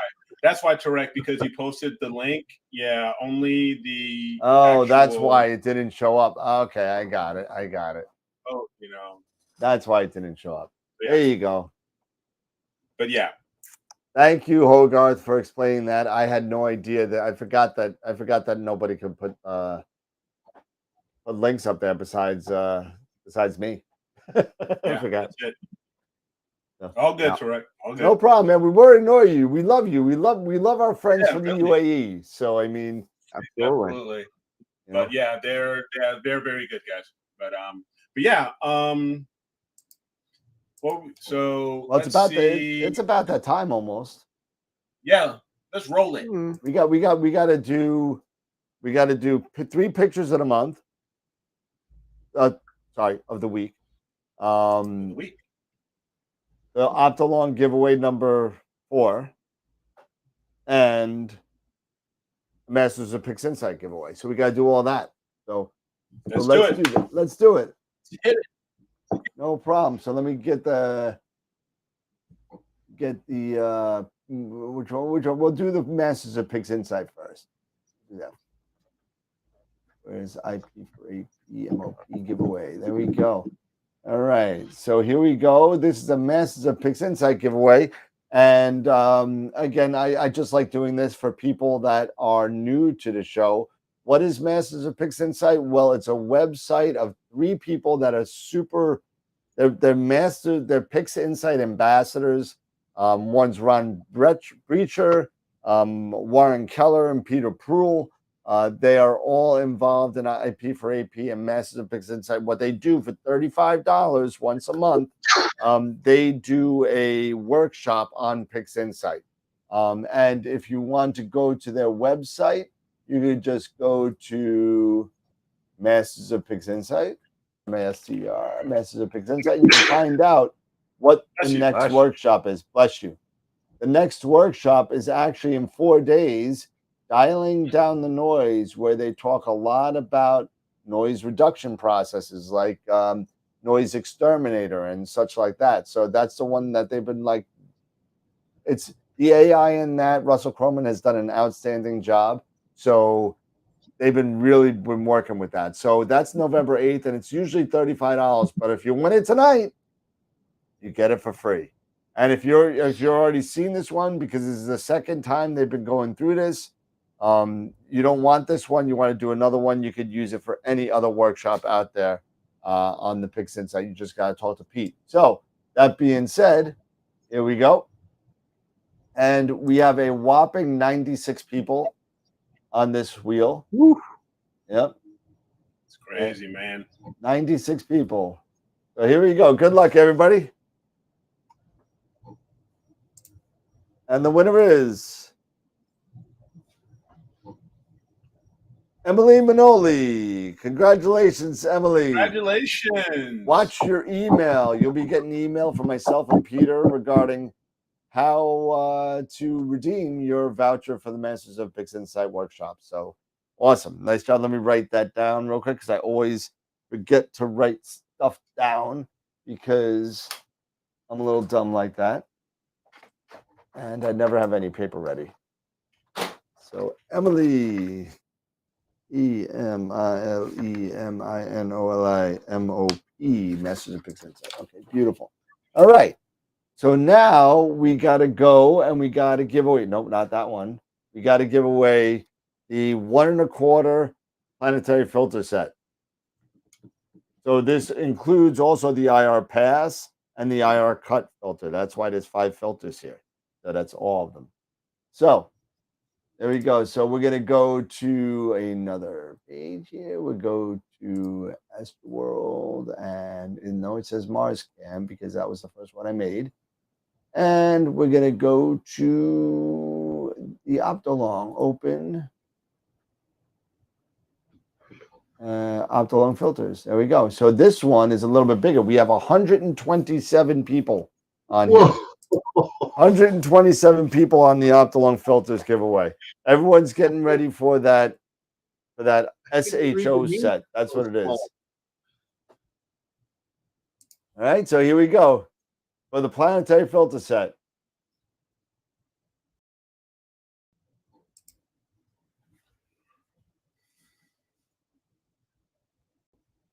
Augustine Herrero. All right. Augustine Herrero. And that's for the planetary filter set. And Augustine, just watch your inbox. The only thing that we ask is anybody who wins any tangible products to pay for the shipping. You'll be receiving an email for PayPal for shipping. And it's not going to be a lot, depending on where you're at. I don't know. But this is fairly light. And there you go. So that's it for Augustine. So congratulations to the winners tonight, Augustine and Emily. Very, very good. And that's that. So now we got to do something we've never done before.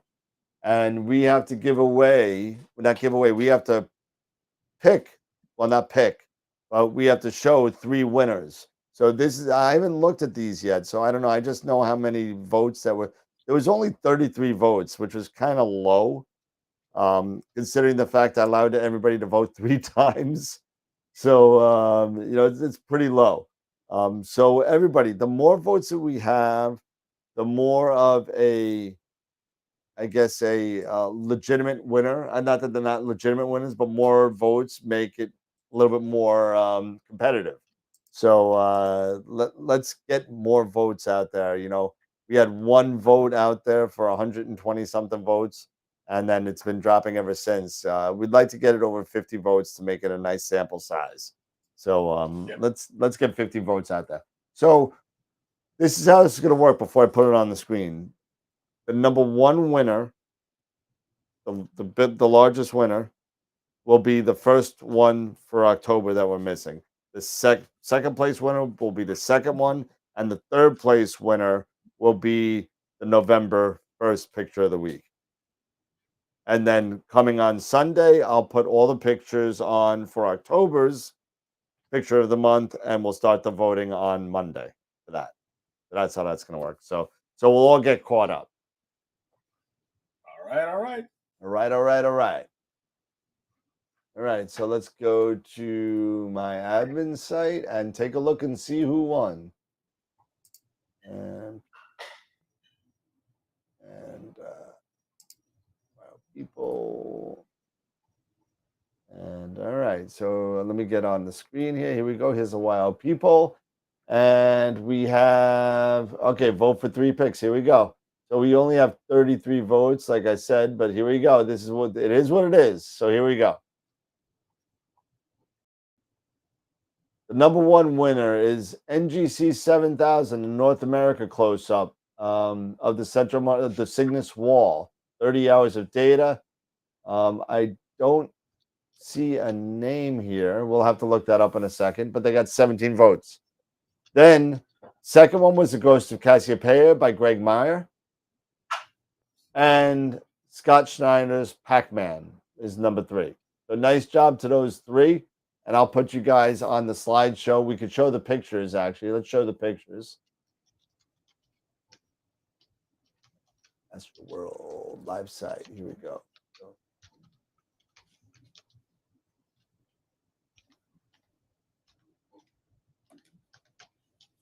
And it might take a little bit to load up because of... Okay, and this is the NGC 7000 that won first place. I'll find out who was the name on that. And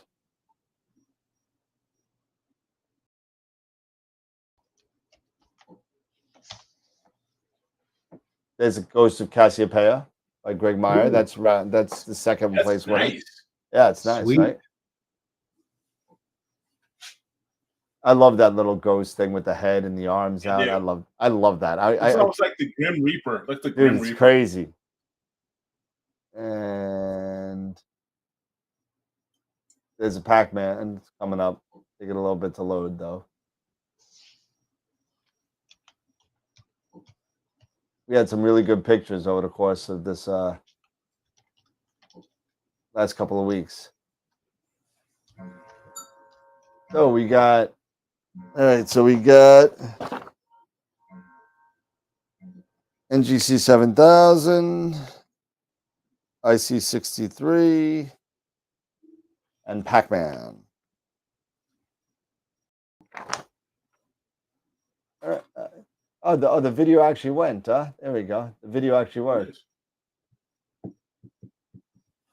Where is it? It's coming.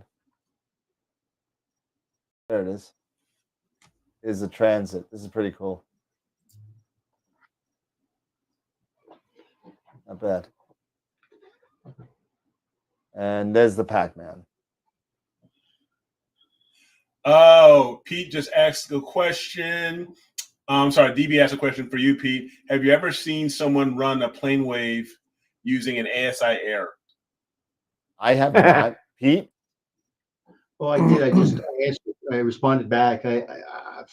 No, I never have, because I don't even put ZWO cameras on plane waves because of the fact that they just don't have the pixel size. Yeah. Yeah. So it's either got to be the Moravian C4 16,000 camera or the Teledyne cameras, because they got the larger size pixels. Yep. Yeah. Like that assembly. Remember the assembly I had about a month ago, Eric? That one I showed you that's going down to Deep Sky Chile? That was the Moravian C4 16,000. And at 1x1 binning, that's a 9x9 micron. So even if Daniel wants to do 2x2, he can go up to 18 microns. So for his, he's got a CDK 17. So he's already up at about 2,800 millimeter vocal length. So wow. Yeah. And that filter wheel was crazy. That was a crazy that was crazy. It's like the size of your head. Yeah, that was that was the Starlight Express filter wheel. That was huge. Yeah. I don't think I've ever seen anybody use an ASI Air. I've seen someone use a ZWO camera, but it was for the 12.5. Yeah. Yeah, I mean, you could do 2x2 bigger than that. I don't know. Yeah. You were saying usually, I think you were saying that I think you were right. I think that when I saw these on Astroman, I think they were doing 2x2. Yep. on these. So yeah. Yeah, Dave was asking because at Avalon, which is the place that he runs over there, they got a Rasa 36 on the L500, and Whoa. yeah, so Ooh, he's, that's a big, yeah, Big boy. Yeah, I tell you what, I'm really impressed with the Moravian cameras. I mean, I got one right here. It's the this is the C3 model right here. I'm going to be doing some work on, but the C4, they've even come out now with the C5. But the build quality, I mean, the filter wheel is not quite as big as that Starlight yep. in Express filter wheel. But the build quality on these, I'm really impressed, and just the software. That's the other thing is that for free software for data acquisition, you can go to the Moravian website and you can go to their download sections, and it's called SIPS, SIPS, Scientific Instruments and Processing. So it basically, once again, can do processing, data capture, but it's a freebie as well. And it's a pretty good little software, not as quite as intense as Nina, but still a very good processing software. Nice. That's an awesome cat. That's going to be great. I would love to see the and again, I wanted to talk to everybody just regarding about if anybody wants to like feel bad for me and send me their data so I can process stuff, so I don't forget how to do what I think I'm okay at. Feel free to dump it in and just help me out. I'll help you out, man. I've got some fresh gear, some fresh data that I just, started acquiring. So I'll help you out. Oh, you know what we could do? What's up? Why don't we What's up? do the same picture and see who they can pick who's. Dude, no, that's not fair. You blow me out of the water, dude. You got more experience. That's not true. That's not true. We have two completely different styles. No, we just say whose is whose. Yeah, that's fine. That's all. Yeah. Because like I said, I just finished up acquiring the Ghost. I haven't blinked everything yet. Oh, good. So there's no green in it, so they won't know it's me. And funny. And, Mike just said the same thing. Dan's will be green. Yeah. I like my green. Yeah. Oh yeah, the L500. That is a crazy mount. My God, I was looking at that a while back, and whoa, that's retirement fund there. Dude, that thing's, you know what? That thing's, even the 350 scares me because you know what? Because if you take a look at how it's slanted, like when it's slanted at your altitude on the pier, and this thing's just hanging off the end by like 5 or 6 feet, and it's in there. I'm like, oh man, this is gonna drop. Yeah, you get. Yeah, I know. It's just like that's yeah. I'm like that's giving me That's when I fly Pete to New York, so that he puts it all together for me, so I could call him up and yell at him when it drops to the ground.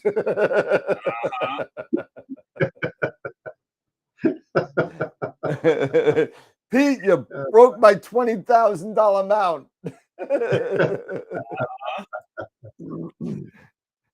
Oh, it's funny. That's funny. But hey, it's 5 after 10 already. And you know what? I thought we were gonna go one entire show without anybody mentioning Scott's shirts, and I was wrong.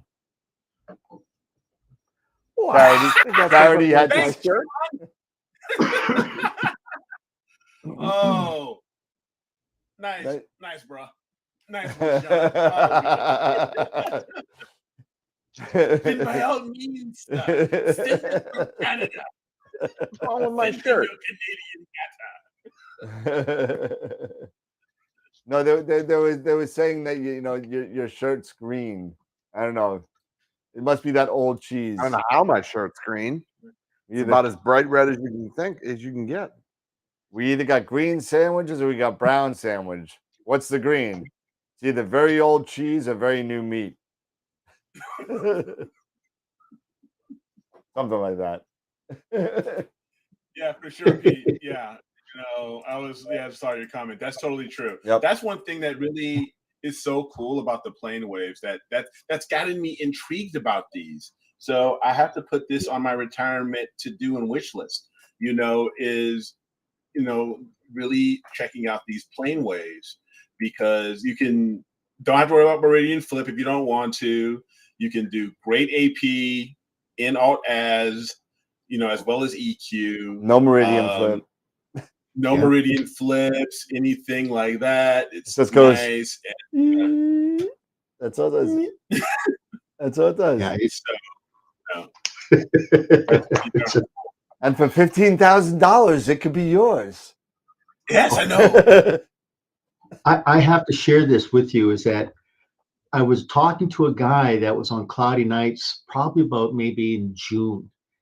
And I didn't think anything of it. He asked a couple of questions, so we corresponded back and forth. And he actually lives in Novato, which is a suburb of Oakland. Next thing I know, he calls me and he says, Pete, he says, can you order me 4 Delta Rows? I go, are you serious? He says, yep. He says, I want to order 4 Delta Rows. I go, Gregory, what are you going to do with the 4 Delta Rows? He says, I got this idea for a mount. I've already got the mount. I just need to get the scopes because I want to have LRGB. I go, when you get these scopes, I want to come down and check this out. So we've shipped him the first 2 Delta Rows. And I mean, these scopes are, man, they're unbelievable. I mean, they're fast scopes. They're basically what are they? I think 1,060 millimeter at f3. I mean, just a beautiful, beautiful scope. But he's already got the mount built, and he's going to put these on there. So I'm going to go down and see him probably in about another 2 months when he finally gets the last 2, just to see this. And I said, Gregory, if you don't mind, I'm going to get you on the show so we can get you in your observatory with the setup, so people can see this. And he goes, not a problem, we can do it. But it's just an amazing. That'd be awesome.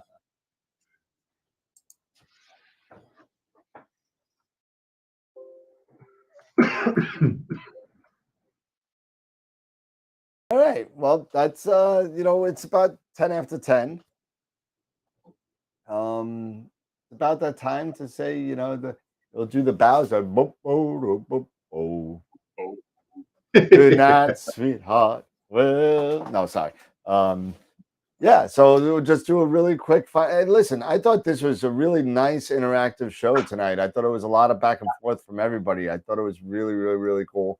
The chat always keeps us on our toes. Tarek, I apologize about not seeing your question, but I'm glad we got it answered. And hey, really, really great show. Had a great time. Always have a great time with you guys. And 202 episodes down, another 2002 to go, 1,300 subscribers. Rock and roll. Hit the like button. Hit the like button. We only have 24. Hit the like. Somebody's missing, but I think George is 2 people. So, and I think I'm one of them. So I think there's I'm watching the show. I think everyone here is one of them. But Eric, final thought?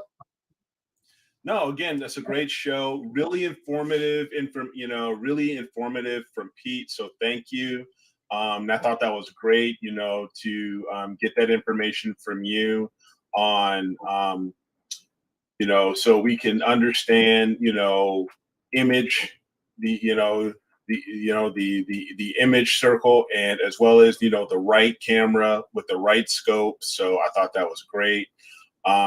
And everything else, just the banter, the fun, the questions that were being asked. Overall, it's a good Friday night show. Yeah. And again, everybody, don't forget, like the show and share the show. Not only just like the show, share the show. Share the show with new people that are coming into the astronomy and astrophotography community that are looking to get some good information, and as well as have fun, be entertained. I hope we entertain you guys. Are you not entertained? I hope so. So again, share, so not only do we appreciate the likes, but also we would appreciate it just as much if you share the show and help us grow the show. So thank you again. And everybody have a great weekend. Awesome. Pete? Just to follow up with what Eric said, and as I said, Eric, what you did afterwards, talking about data acquisition, that was really a lot of good, valuable information. And I'm going to propose a question out to the viewer memberships. You know, Dan, Eric, Scott, we all decided that Fridays would definitely be a Q&A, an informative little, time to actually do this. However, we should really get some input from what our viewer membership would like. So I'm going to ask the viewer membership, please post your questions. Let us know what it is that you would like to hear, that we can put together a nice little format for you on Fridays that would help you out. So by all means, you've got the access to tell us what to do here. Please, use this as a resource. We're more than happy to help out, and it's always fun to kind of get together with the guys. But if we can help you out, that's what we're all about, and that's what we want to do here. Absolutely. That using that chimes in on the Discord server and the Discord channel. You stole my thunder. Call me Zeus. I was like, I am Zeus. I am Thor. All in one. There can be only one. Anyway, I guess I'm Pip. Discord, absolutely. Throw your questions, throw your ideas on topics. We talk a lot about, Friday as far as beginners and everything. We know a lot of you are also intermediate and advanced and have other thoughts and have other questions. Throw them out there, so we can help out, give you our input, and maybe even if we can share it on the show and it can be a topic of conversation across, absolutely, the entire audience. So, and we're going to wait for that first image that Scott shows us from that beast of his. Oh, me and Scott were talking pre-show today about making that happen. So, yeah, cool. Well, yep. If that's the case, wake me up because it's going to be a while. Scott, are you going to take that? Are you going to take that, Scott? You're going to take that kind of shit, Spider? Right. You're going to take that kind of... Right. What? That's just how I know that I'm just smearing the love. Hey, go get your shine box, Scott. That's how you know you're nuts. Scott, you get the data, we'll process it for you. That way we can show that we did it. Yeah, I'll be. I don't know I'll if Scott's be... laughing or he's ready to punch the camera. I don't know if he's... I'm actually. As it stands right now, I have updated all of my software. I've been running the Eagle all night for the show here and updating all of the software, the firmware updates, getting all that stuff going. And I'm looking to actually get the camera, the 2600, running for a sequence of 50 darks to get that in place. And then it's just a matter of moving all of my... We get some dark frames to look at. Well, yeah, dark frames. Yeah, get that done. 2600. And then to get get all that so that I can actually get the stupid thing outside and get some lights in it. There you go. So. All right, cool. You can sleep now. Episode finished. Yeah, you know what? I've been up on this now, Dan. I think what time did I call you? It was like what 6:30, 6:15. No, it was like 6 o'clock, right? Yeah. So yeah, the VMix has been running now for what is it? 10? It's been running for 4 hours. Actually, it's been running for 4 hours and 22 minutes. There you go. There you go. So, yep. Oh, nice. AZ live streaming on live streaming the eclipse of that lunar eclipse. Maybe I'll catch it before I go to work. Maybe. All right, fellas. Well, again, another nice night, another nice show. We got some cheese comments from Sean for Scott's shirt somewhere in course. there. I saw that. But I wouldn't again, expect anything less from my cheesy brother from another mother. awesome. See, you know, for those the 9 people that left before we signed off has missed all of this. So just you're not supposed to leave till the end. It ain't over till the fat we lady sign off. sings. You know, I ain't heard no fat lady. I ain't heard no fat lady. You ain't hearing nothing. All right, everybody. Have a good night, everybody. Take care.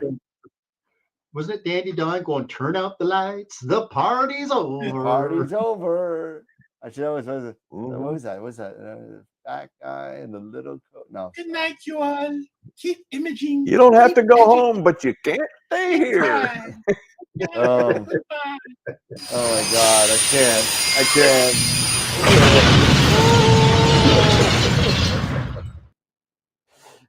Thank you very much. And we're off. All right, everybody. Yeah, Charity's like, yay! Everybody, have a good night. Thank you, everybody, for hanging out with us again for another Friday evening, another episode of AstroWorld's Friday night beginners Q&A. And everybody, have a good night. And as always, have a nice weekend. Keep imaging, keep educating, and clear skies. And we'll see you Wednesday. Yeah, Wednesday. Yeah, we don't have any days off anytime. We'll see you Wednesday. Wednesday. for Hump now. day. See you then. Is it hump day? Hump day. It is hump day. Next It Wednesday. is hump day. All right, everybody. Have a good night. Sean, good to see you. Miss you, buddy, man. Had a great time in Canada. It was awesome. Have a good night, everybody. Take care. Bye-bye. Bye for now.